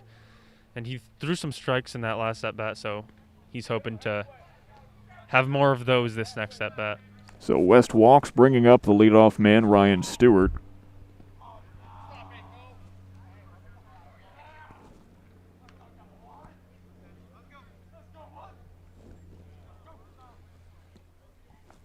And it's a tall task for any pitcher to be brought in a situation like this, and I believe most of these runs should be inherited to Markert, perhaps changing his final line a little bit. First and second when you walk onto the plate is a little bit difficult. Not even a little bit. It's very difficult for a pitcher to deal with. Contact made by the leadoff man deep into center field, up against the wall. Ground rule double narrowly avoided. Run comes home. RBI single for Ryan Stewart. And that was not what the Red Rams wanted, but I'll say Matt Sweeney did a heck of a job tracking that ball down and getting it in. With a ball that hit the fence, only allowing 1 run on bases loaded is pretty impressive there from Sweeney, who's been a bright spot for the Rams today. That's true. Sweeney firing a cannon from center field, and that brings up Kevin Dolan. Red Rams still yet to get an out in this inning.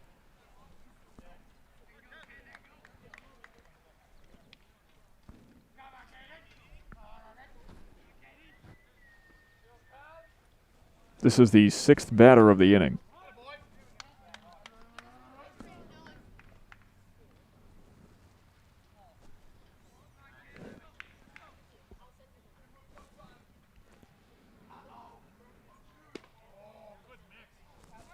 Credit to Brand, though, his composure on the mound doesn't seem to be any different from when he was facing 2 runners on base to 3 to after giving these runs up. He seems pretty composed. No, he's had a pretty straight face this whole time, not showing much emotion or dismay, which is probably good. Anytime you start to show that you're getting mentally weak, the batters can try to take advantage of that. So credit where credit's due. 3-1 fouled off. Full count, another one into the wilderness, into the Not Bayheim's yard. Whoever lives there might have a full case of baseballs to use by the time the day is done.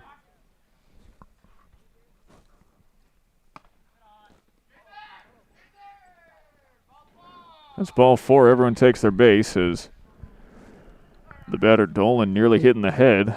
Another run comes home. It's 8-2.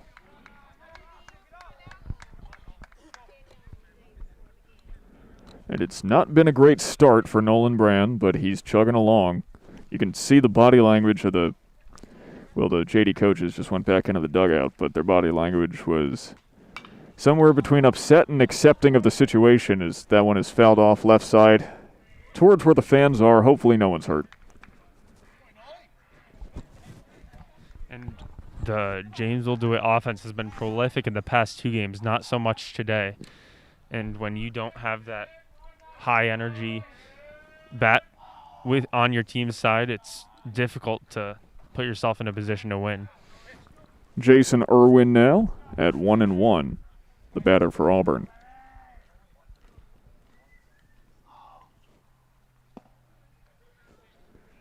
Auburn took the initial lead in this game, 1-0. Red Rams came back 2-1. Then Auburn put up 4, and they've put up another 3 in this inning with the bases loaded and no outs. Irwin on the short porch, left side, diving is Alexander. He cannot track it down. Confusion on the base paths. Runners don't know whether or not to go. Throw to Coe, hits the body of the runner. That'll be 9-2 as Lucas West putting his body on the line, but they're saying it was out. Runner interference, it looks like.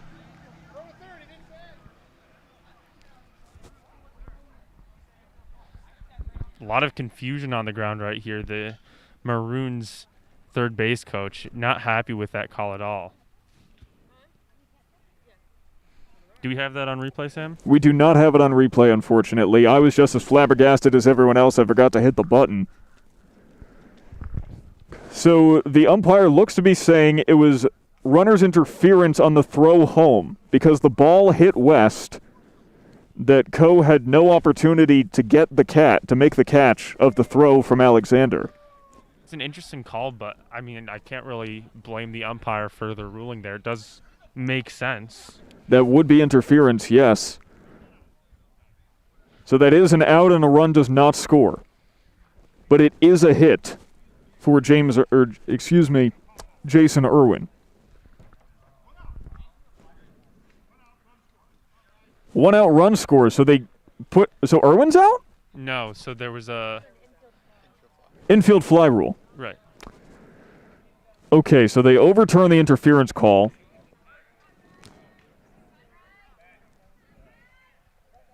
It's 9-2. Infield fly. West scores. Mm-hmm.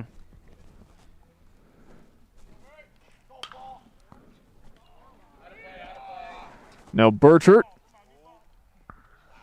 narrowly misses a Toyota.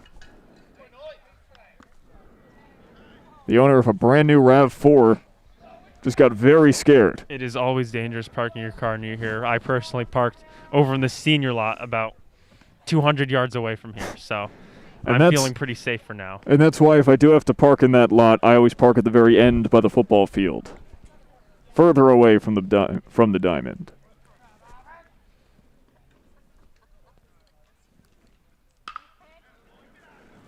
Oh, pimped by Burchard.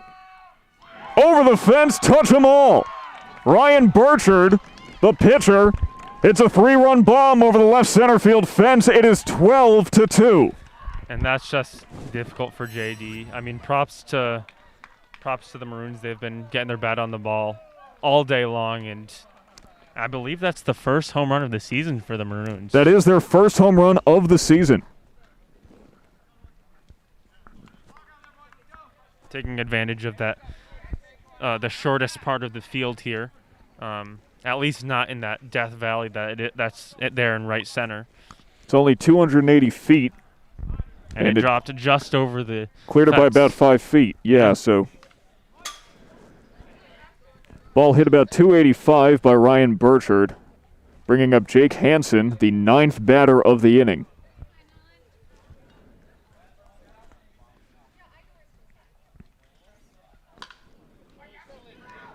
And right now, let me tell you, if you're keeping score at home, that score sheet's looking more like a game of connect the dots. It's just been an unfortunate stretch of 2 innings for the Red Rams. Once the Maroons started getting their bat on the ball, they haven't slowed down. And Brand hits the batter Hansen, bringing up the 10th runner of the inning.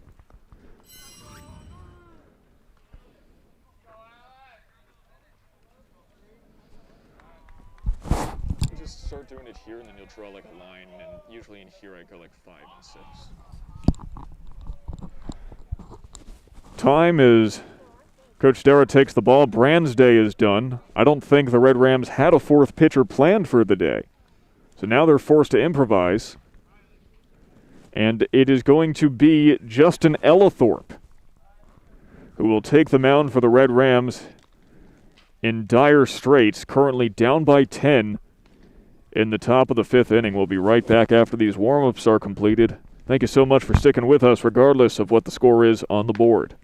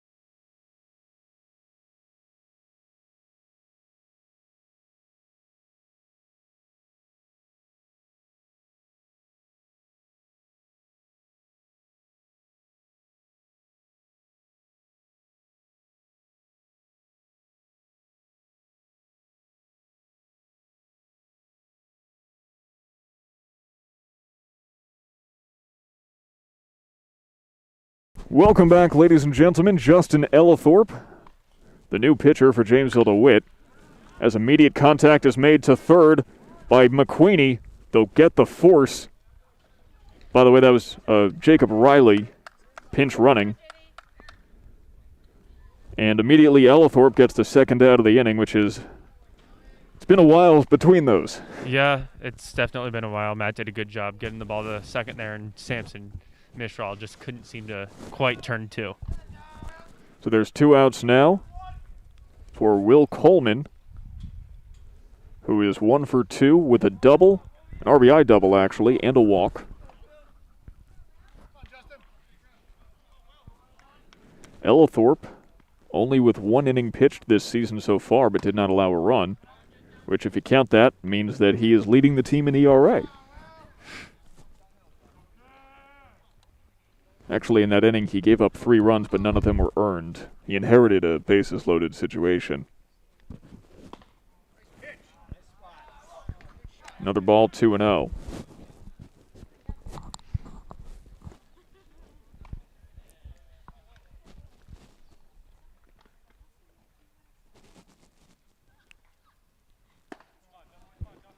3-0 now as the Maroons have had a 7-run fifth inning.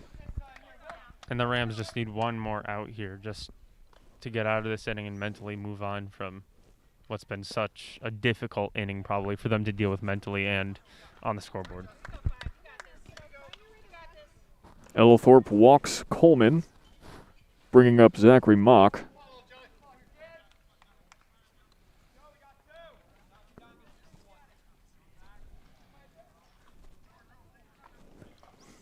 At this point, the Red Rams' goal is not to win, it's just to survive.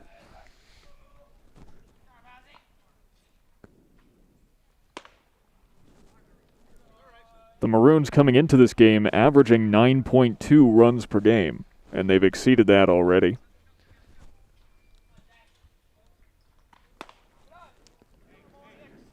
Ellithorpe having a little bit of trouble placing his pitches, and Coach Darrow just says from the sideline to settle down, but you can't blame him. He did not expect to pitch today.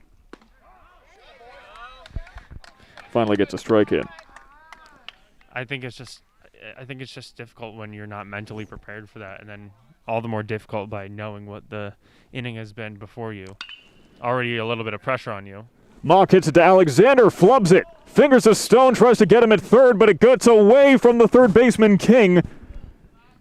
But the bases are loaded, so no one goes.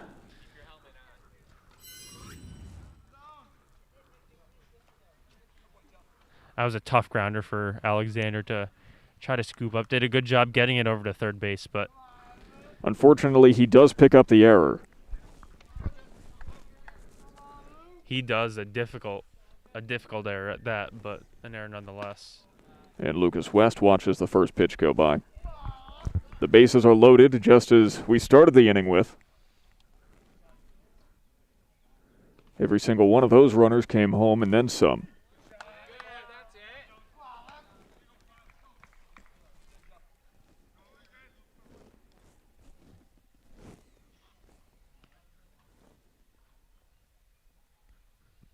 Ellithorpe steps off the mound. By the way, because that was an error, yet again, an unearned run for Ellithorpe, who has now given up 4 and yet still does not have anything on his ERA.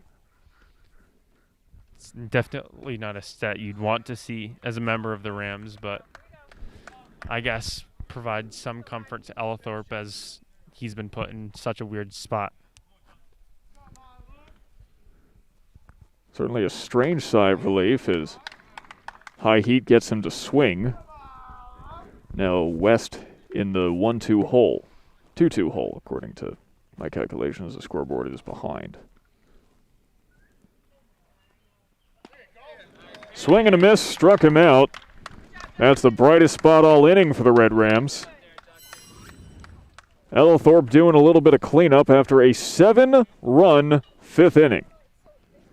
The Auburn Maroons trying to run away with this against the Jamesville-DeWitt Red Rams. But hey, they're not out of it yet. We'll see what happens in the next couple of innings. Sam Gelfand and Tyler Aitken for JDTV. We'll be right back.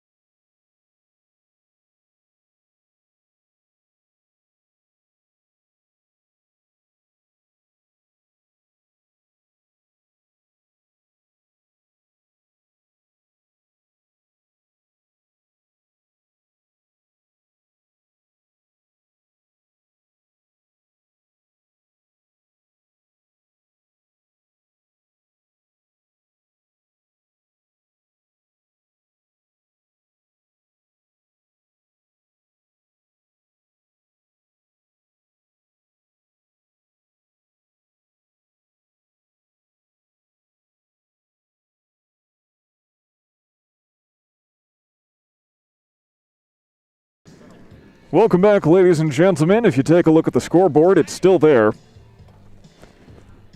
And it doesn't read good news for the Red Rams, though they do get the top of the order coming up here in the bottom of the fifth, starting with Matt Alexander. A 7-run, 25-minute top of the fifth. And that's exactly what the Red Rams didn't want to see. So right now, I don't think they're focused on score. They're just focused on making some contact with the ball, getting on base, and seeing whatever happens from there. And Ryan Burchard still on the mound for Auburn, though it's low. Ty Parker, our scorekeeper for the day, attempted to make the barehanded grab despite having the chain link in front of him. Good instincts, though. Natural baseball player instincts. First base? Still first base? No? Yeah, first base. Instincts. Yep, that'll do it. You could tell just by looking at how he saw that ball. Honestly, you could tell from the motion of trying to catch it, too. It's that very first baseman, scoop up from in the dirt.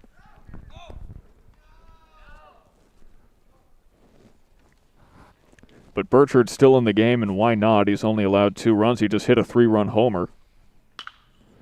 Alexander, contact, foul, back towards the parking lot. Just a bit in front of that Toyota. I don't know who. And it's a lacrosse player from the looks of it who happened to be walking to the tailgate to put her equipment away and had to watch helplessly as the baseball came down right next to her car, fouled off by Alexander. And yeah, that's former JD superstar lacrosse player Anna Dieroff, who currently plays lacrosse for Yale University. So I'm sure she's happy that when she drives back to school in the fall, she'll have a working car. And now she's pulling out because she doesn't want to have to risk that anymore. And who can blame her? 2-2 count for Alexander. Oh, it sounds like it's one of the plug-in hybrid Toyotas. It's got that noise that pedestrians. They hear the car coming as Alexander strikes out looking. That was a heck of a breaking ball there from Burchard.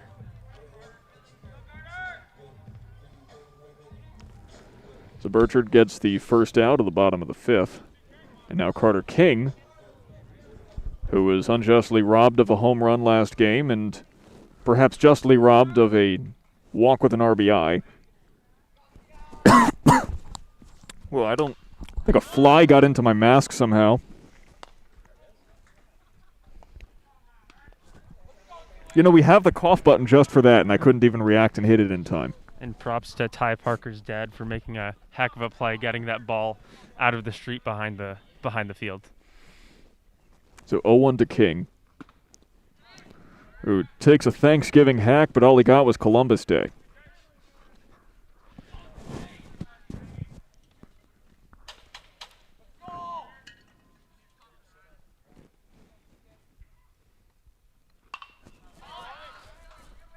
Fouled off once again into the wilderness. That's at least 4 into that house. Yeah, I mean, I think it's almost a profitable position to have a house right near the high school. Get all those balls, collect them after games, and sell them for a profit. Who are you selling them to? It's not like a video game. You can't just walk up to any sporting goods store and be like, would you like to buy these gently used baseballs? No, but maybe, have a yard sale every once in a while. Find some baseball players that want some stuff for cheap. And Carter King sends another back there, increasing the profit margins. I mean, it's 100% profit. They're not paying a dime for any of them. So, whoever lives back there, it could be a nuisance, but, you work it the right way. As long as you don't break a roof tile, you're all right. Well, if you've got shingles on your roof, you probably wouldn't have to worry about that. Maybe you can use all the profits to pay for any of the damages that happen when a ball hits your house. Actually, we have the comment section, so if there are any roofers out there, please let us know. Shingles versus tiles, which is better at fending off foul balls? We don't get much tile roofs up here in New York. Maybe that's more of a Florida thing. It is very much a Florida thing. Gotcha. Terracotta tiles on all of your roofs. By the way, Carter King has worked from an 0-2 count to a 3-2 count. As you've heard us talking about all these foul balls, he's definitely had to fight for it, which is mighty impressive.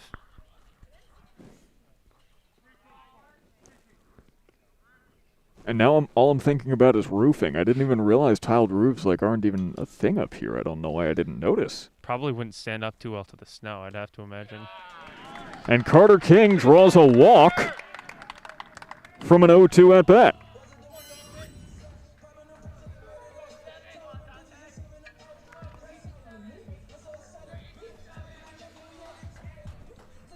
Now it's Dante Santos, who struck out his first time up, then got hit by a pitch. That's King's first time reaching base today, by the way. Struck out twice to start things off. And now Burchard throwing a little bit harder. Not like he can throw much harder than that. I mean, when you're at the high school level throwing 91 to 94. Another one going back to that house. You're throwing 94 in high school roundabouts. By the time you hit professional development, that's 100 miles an hour if you play your cards right. Exactly. We saw just the other day, the pitcher's name is escaping me right now, but he's an injured pitcher rehabbing his way, and he was in the low single A. Oh, only the best pitcher on earth, Jacob DeGrom. Thank you very much. Well, I didn't want to say the wrong name, and I was between DeGrom and Syndergaard, two very good Mets pitchers. Well, he's rehabbing as well down yeah. in St. Lucie. So, see, it's kind of difficult to know which one it was, but yeah, DeGrom hit 101 miles an hour against low single A batters. So he faced 9 batters. He struck out 8 of them. It was a slaughter. He did better than I could do against little leaguers, because I probably would have walked 1 or 2 at the very least. Actually, who do you think would have taken that? Jacob DeGrom versus single A, or me versus 6-year-old T-ballers? Jacob DeGrom versus single A every single time. 10 times out of 10. No offense to you, Sam, but I mean. Well, you haven't seen me pitch. That's true, but I hear a pitching contest with DeGrom in it. I don't care who the other pitcher is, because he's completely fair. He's one of the best we've ever seen. And now King at least gets since to I've been alive. And King gets to take second. He is a rare breed of pitcher, DeGrom. You know, a lot of arguments have been made amongst Mets fans, especially Jacob DeGrom versus Dwight Gooden, who had a couple of very comparable years of dominance, pitching 185 in his first couple of seasons, but DeGrom has just surpassed him at this point, narrowly missing a Cy Young three-peat. The Michael Jordan of pitchers. And Santos advances a runner but strikes out.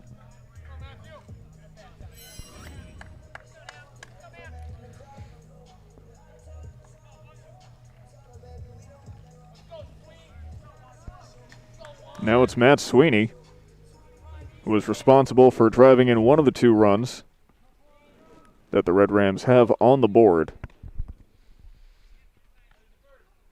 Also probably responsible for saving a few runs for the Rams as well.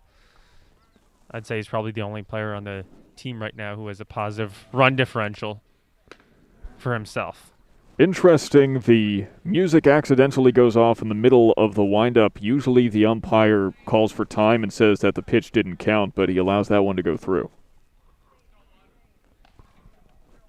I'm sure Sweeney will be happy taking that ball, though. Perhaps why it was allowed through, foul tip. You know, you can have a slightly different interpretation of the rules when there's a 10-run lead. Yeah, I think no one's going to blame him. In general, there's going to be a little less stinginess or, I don't know, upholding of the rules. Rules lawyering, perhaps? Yeah, I think that's a good term. Pretty official. Very legal. Of course, baseball, many more unwritten rules than the U.S. law code. Catches the corner of that pitch. Unwritten rules, something we were talking about in between innings and before the game, just about how that's developing towards the game, how the younger generation is interacting with some of those unwritten rules. We saw it with Willen Astudillo, the position player pitching in Minnesota.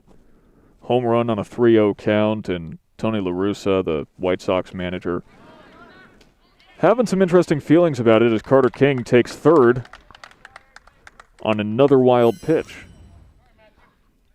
And I can't blame anyone for hitting a meatball right down the middle. No matter what inning, no matter what the count is, if you've got a chance to hit a home run, I'm going to take it. That's entertaining baseball to watch. I think a lot of people, especially in my generation, are happy to see things like that happen. I don't think if there's a rule against it, there's should be anything stopping him.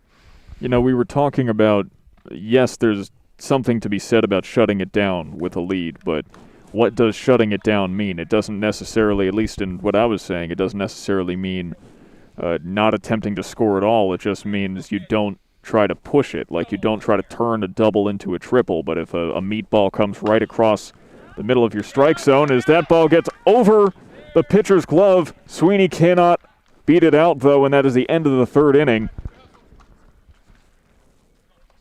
Anyway, if it's turning a double into a triple, trying to steal a base, not trying to hit a home run if a meatball goes right down the middle.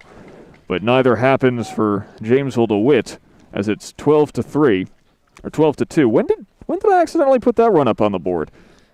All right, I must have hit it accidentally at one point. Either way, that is the end of the fifth inning. We head to the sixth right after this.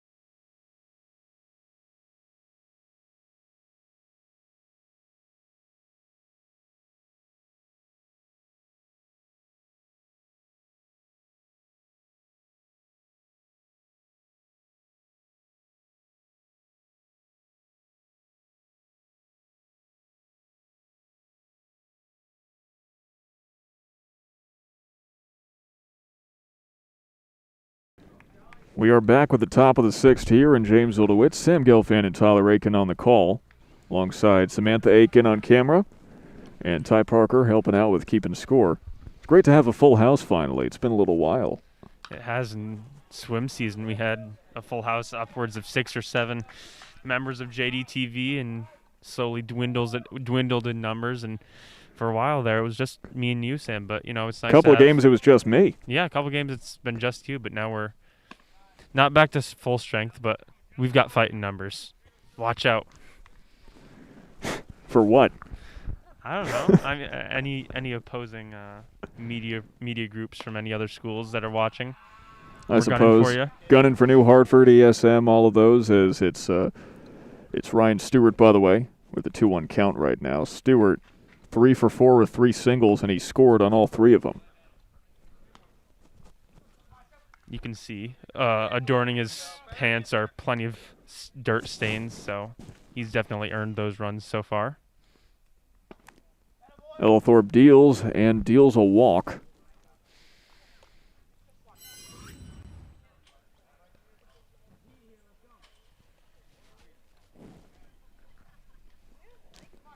The Red Rams pitching has been doing them in today. It's not been a matter of giving them things to hit. It's more of, well, they haven't.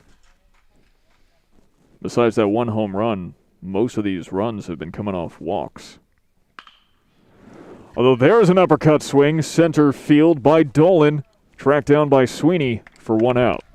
Sweeney's been a magnet out there. I think that's his 4th fly ball that he's caught now, so he's been getting a lot of action compared to a lot of the other members of the team.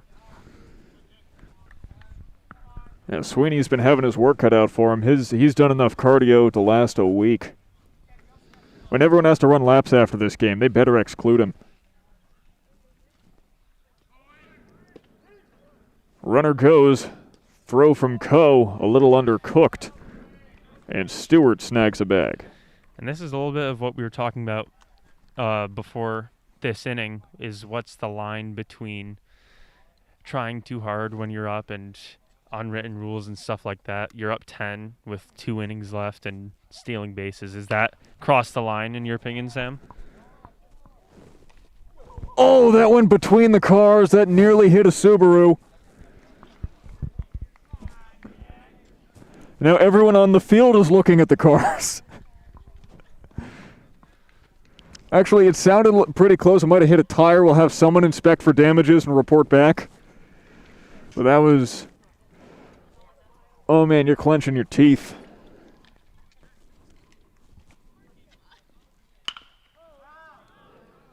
Hit on the ground to short. Stewart takes third. Throw over, though, will get Irwin. That's 2 outs. So, yeah, as we were saying, so Stewart stole second. Is that out of line in your opinion, Sam? I would say yes. You're up by 10. No reason to be stealing. You're not trying to give your team more run support because you don't need it. Of course, Auburn might be playing by slightly different rules. You know, at high school level, you're trying to show yourself off to scouts. Of course, that's part of why we have JDTV here. As Burchard rips the second one in a couple of innings, another RBI for Burchard makes it 13-2. It was a solid hit. Maybe Mistral could have laid out for that, but hit it hard, hit it to the outfield. And, I mean, when you're looking for an RBI, that's the prototypical perfect hit. Yeah, at this point, it doesn't matter if he lays out or not, but Burchard has what? 1, 2, 3, 4, 5, 6 RBIs today for the pitcher, Ryan Burchard. And one thing I'm thinking of now, I don't know the specific rules for sectionals and ranking and stuff, but there's a chance that runs for, runs against, or run differential might potentially be a tiebreaker for rankings when we get to sectionals and that stuff. So run differential can be an issue for seeding, as that's Jake Hansen with a double down the left field line.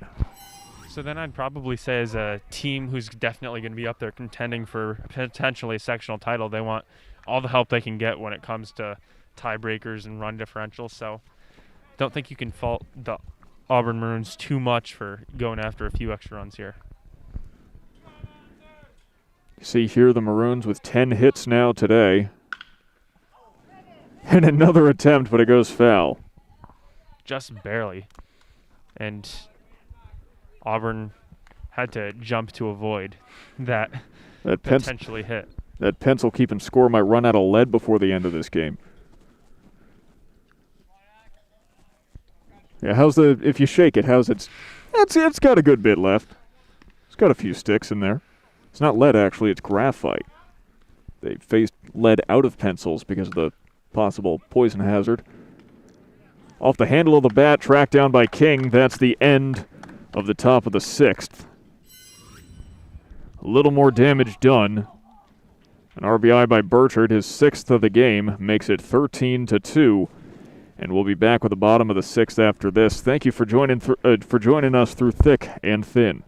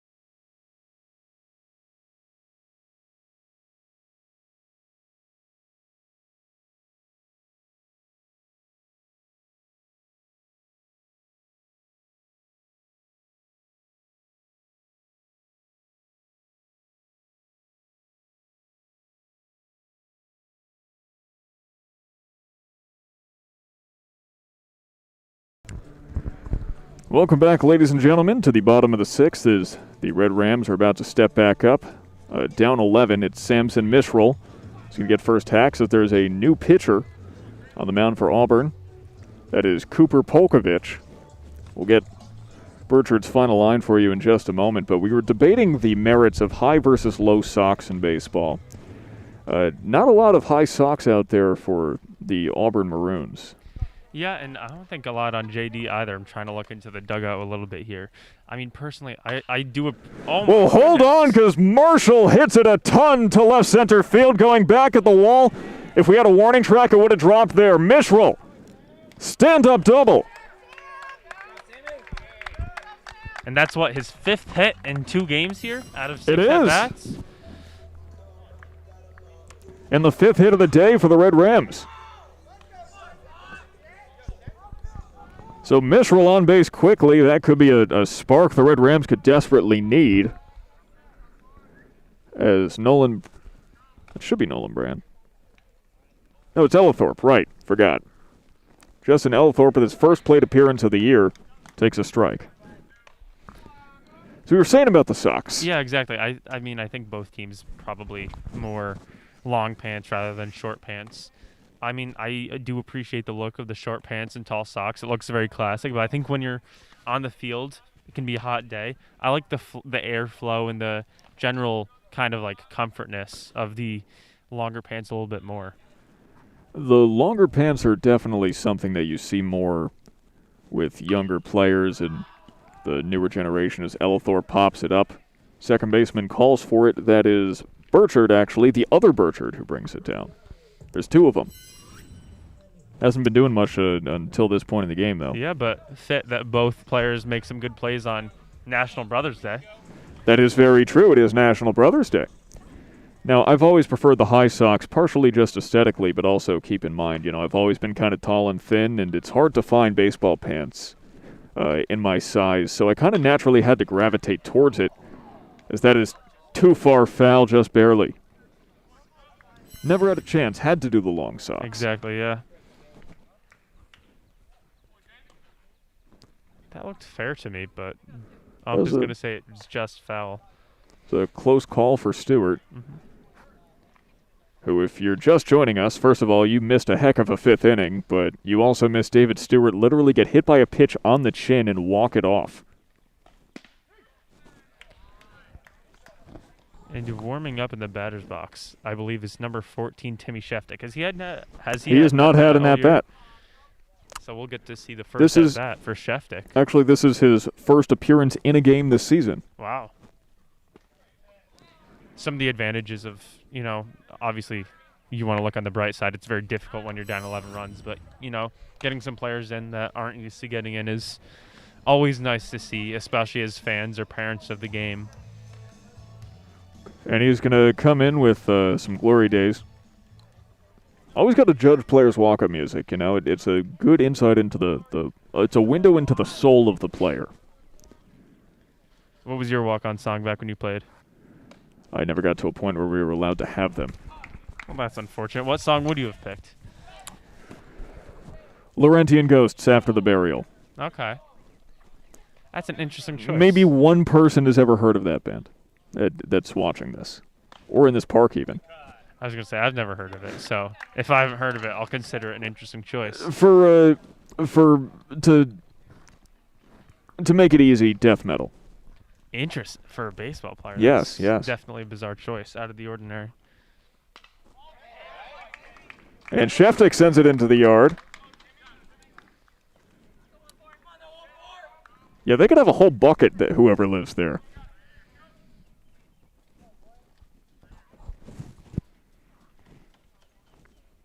Oh, 2 outs, runner on second. 1-2. And this is the loudest we've heard the JD dugout since probably the 3rd inning. Yeah, well, they're piping up in support of their friend Tim Sheftick, who hasn't had a lot of... Well, this is his first opportunity to do anything this season. You love to see it. Though he strikes out there, which ends the 6th inning. The Red Rams have one more chance to overcome an 11-run deficit. Sheftick makes his first appearance of the year. And we'll be back with the top of the 7th after this. Thank you so much for joining us. Sam Gelfand and Tyler Aitken. This is JDTV.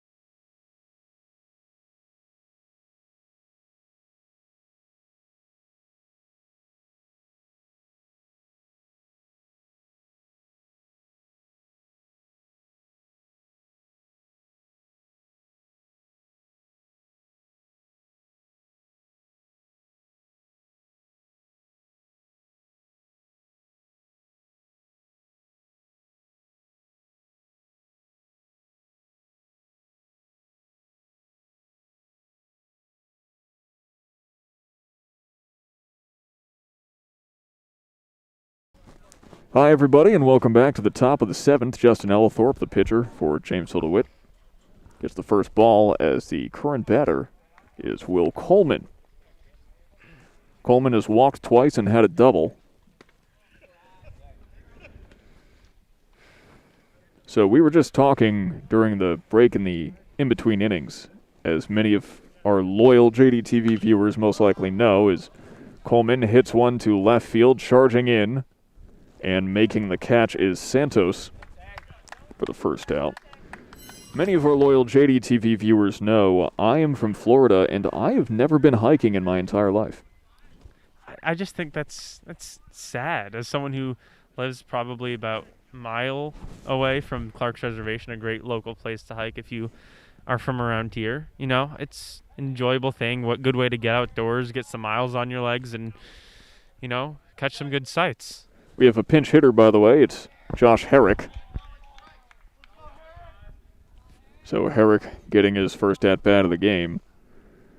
When you live in Florida, especially South Florida, Herrick makes contact. And a couple of parents, I think, fell out of their little set-up chairs down the left field line. When you live in Florida, there's no change in elevation. There's nowhere to go hiking. I mean, you don't need a change in elevation to hike. Is no good spots at the Everglades, maybe?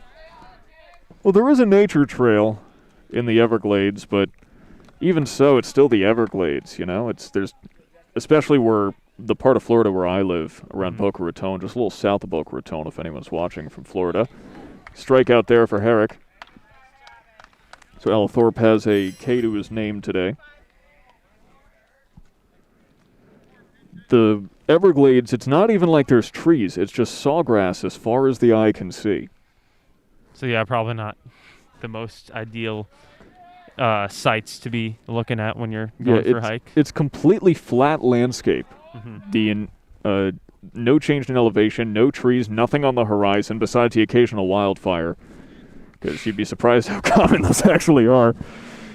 And, you know, you got to look down because there might be gators. That's true. We don't we deal with our fair share of blizzards and snow up in central New York, but that's pretty much all we get. No hurricanes, no gators. By the way, another sub, it's Aiden Diego up to bat. Yeah, most stereotypes you hear about Florida, honestly, are true. You ask someone, so, you know, you ever have a gator in your pool? And the answer you'll get is, oh, yeah, you know, at least once a year, usually. Wow.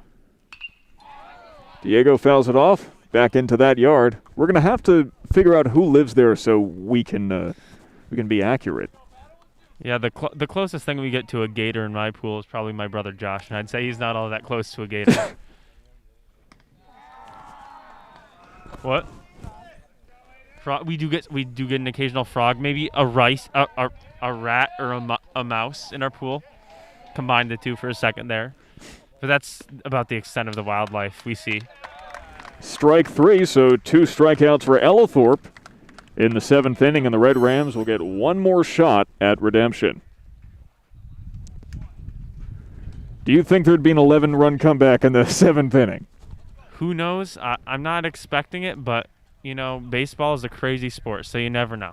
You never know. Only one way to find out, and that's to stick with us to the bitter end. Sam Gelfand and Tyler Aitken, thanks for joining us.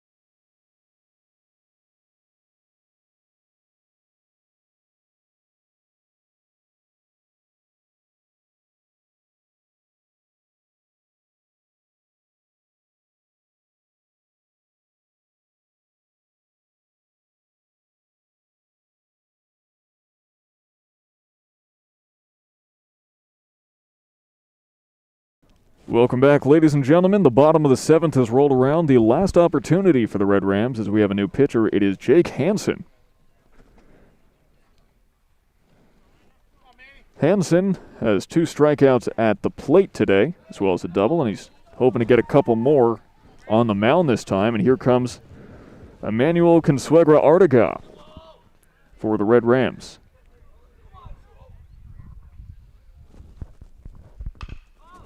Artiga puts it in play. Popped up back towards the shortstop. Dolan calls for it, brings it down. Swinging on the first pitch, playing aggressive, looking for it. That's what we like to see, especially from the players that don't get in every game. Emmanuel definitely someone who enjoys playing aggressive. He'll swing at pretty much anything that comes across his plate. And now here's Matt Alexander, who's done a fair share of swinging. Today and previously, he had a single, but he's 1 for 3 with 2 strikeouts.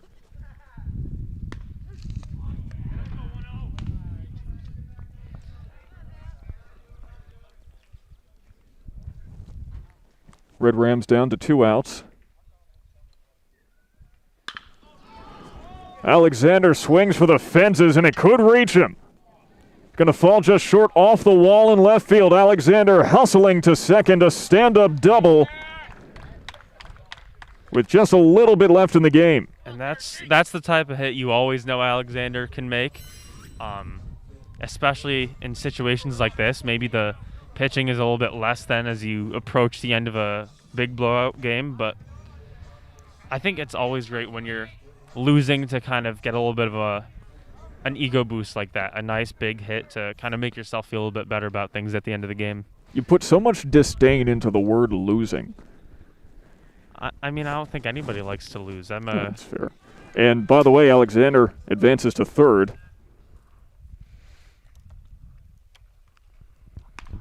I still run for the Jamesville-DeWitt track team. We are currently undefeated, may I add, and I can tell you right now, if we end up taking a loss this season, I think we're all going to take it pretty hard. We're going to treat that loss with disdain, just like I think any student athlete would. It's the good winner's mentality there as Carter King watches the ball low. It's 2-0. This game was so close for so long. All it takes a lot of times in baseball and softball alike is just 1 or 2 bad innings that can completely change the landscape of a game. Though King now has a 3-0 count, he did walk in his last at-bat.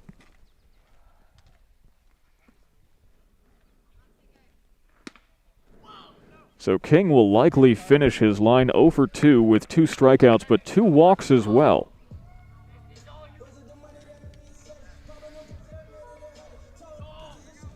Now it's Dante Santos, who has yet to put anything together today.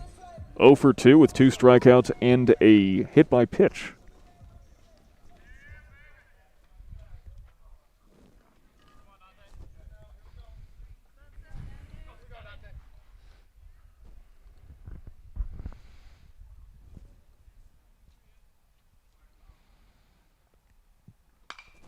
Santos playing aggressive, popped up. That's going to hit the street. But it bounces into the yard. I think that's 8 on my count. I should have been keeping a tally somewhere.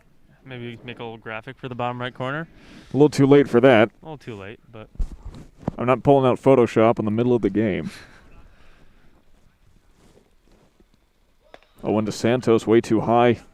You can be generous and consider that a pitch out. Potentially. Runners are at the corners now for the Red Rams. This is the first opportunity they've had to score in a couple of innings.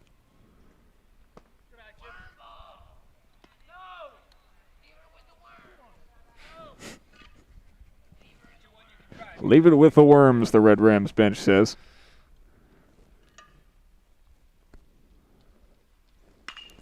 And Santos rips one left center field. Stewart is under it, and Alexander will not attempt to go home. Probably the smart choice. Stewart got that in pretty swiftly. Don't want the game to end on a tag out at home. So with 2 outs and runners at the corners, it is Matt Sweeney who has been the hero for Jamesville-DeWitt so much today. On both sides of the ball, too. Played great in center field. Had a RBI single early on. The undeniable player of the game for the Red Rams. Although I think overall that's going to Ryan Burchard. Yeah, I mean, when you pitch that well and hit that well, too, from Burchard, there's not much that can top that type of performance. Burchard's final line, well, you know what? I think I'll reveal the rest of it at the end of the game. But here's the number that jumps out to me. 13 strikeouts. No matter what level you're at, no matter what type of competition you're playing, it is very hard to get 13 strikeouts. So major props to him for that, and it shows the type of control he was able to find by the end of his performance. To put that into perspective, we were talking about Jacob deGrom earlier today. deGrom's career high is 14, and that's with 9 innings to play, not 7.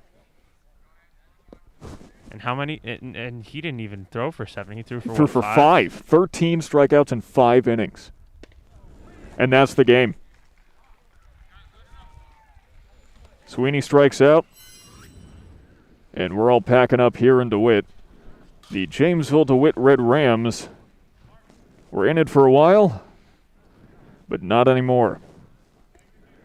The Auburn Maroons have defeated the Jamesville-DeWitt Red Rams as they doff their caps in place of handshakes due to COVID regulations. Ryan Burchard's final line, 5 innings pitched, 4 hits, 2 runs, 2 walks, 13 strikeouts, and a hit batsman. And how did he hit today to go on top of that? And to go on top of that, Burchard, 4 for 4, 3 singles, a 3-run homer, and a walk. Absolute domination on both sides of the ball. So, yeah, I'd say Burchard definitely deserves that title of player of the game and maybe player of the year. Player of the month at the very least. Yeah. That is an incredible stat line in one game, perhaps one of the best games he's ever put together. 6 RBIs for Burchard as well. A game that most players only ever dream of having. Might even be another afternoon for Burchard. Yeah, it definitely seemed like he had the composure that he was used to that, though. You never know because, as the saying goes, act like you've been there before.